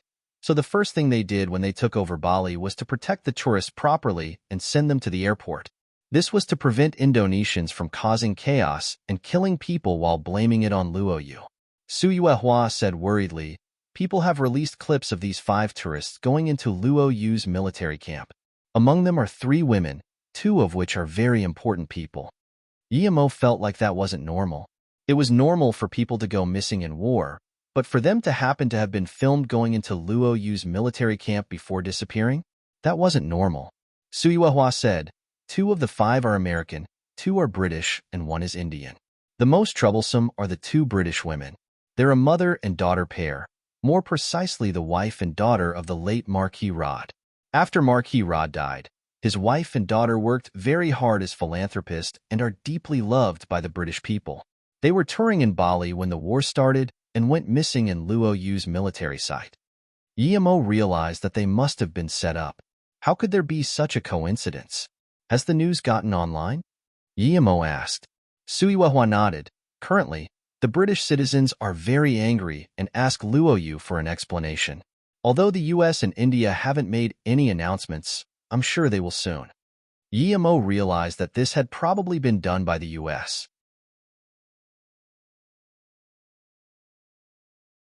If Luo Yu could start war with Indonesia for a few employees, then the British would have all the more of a reason to start a war when members of their nobility went missing. And if England wanted to attack Luo Yu, the US would help them for sure. If India joined them too, then Luo Yu would be facing enemies from 3 sides. How is Commander Huang dealing with that now? Yi Amo asked. He ordered Liang Di to take a squadron of soldiers, search the campsite, and search for clues. Although he wanted to send the army back, I figured that that wouldn't be appropriate, so I stopped him, Suiwahua answered. Yi Amo nodded. You did well. Not only should Commander Huang retreat, but so must Liang Di. I will deal with this myself. When our army returns, install the maximum defensive state until I come back. If Huang Yinian brought the army back to Bali, that would be falling for their scheme. Luo Yu would lose its credibility, and Huang Yinian wouldn't be able to find any clues anyway. Yi Amo was sure that making Huang Yinian return to Bali was one of their goals, but if that didn't happen, then their second goal was probably to have England, US, and India start a war with Luo Yu with a good reason. Yi Amo knew that only he could deal with this problem. As long as those 5 weren't dead, he would find them. And Yi Amo believed that they wouldn't kill the 5 so easily. Yes, Suiwahua replied. Hold on dash, Yi Amo stopped her again and said, these 5 tourists can't have disappeared magically. So check the soldiers that were stationed there at the time of the 5's disappearance, as well as the soldiers higher-ups. Suiwahua was shook.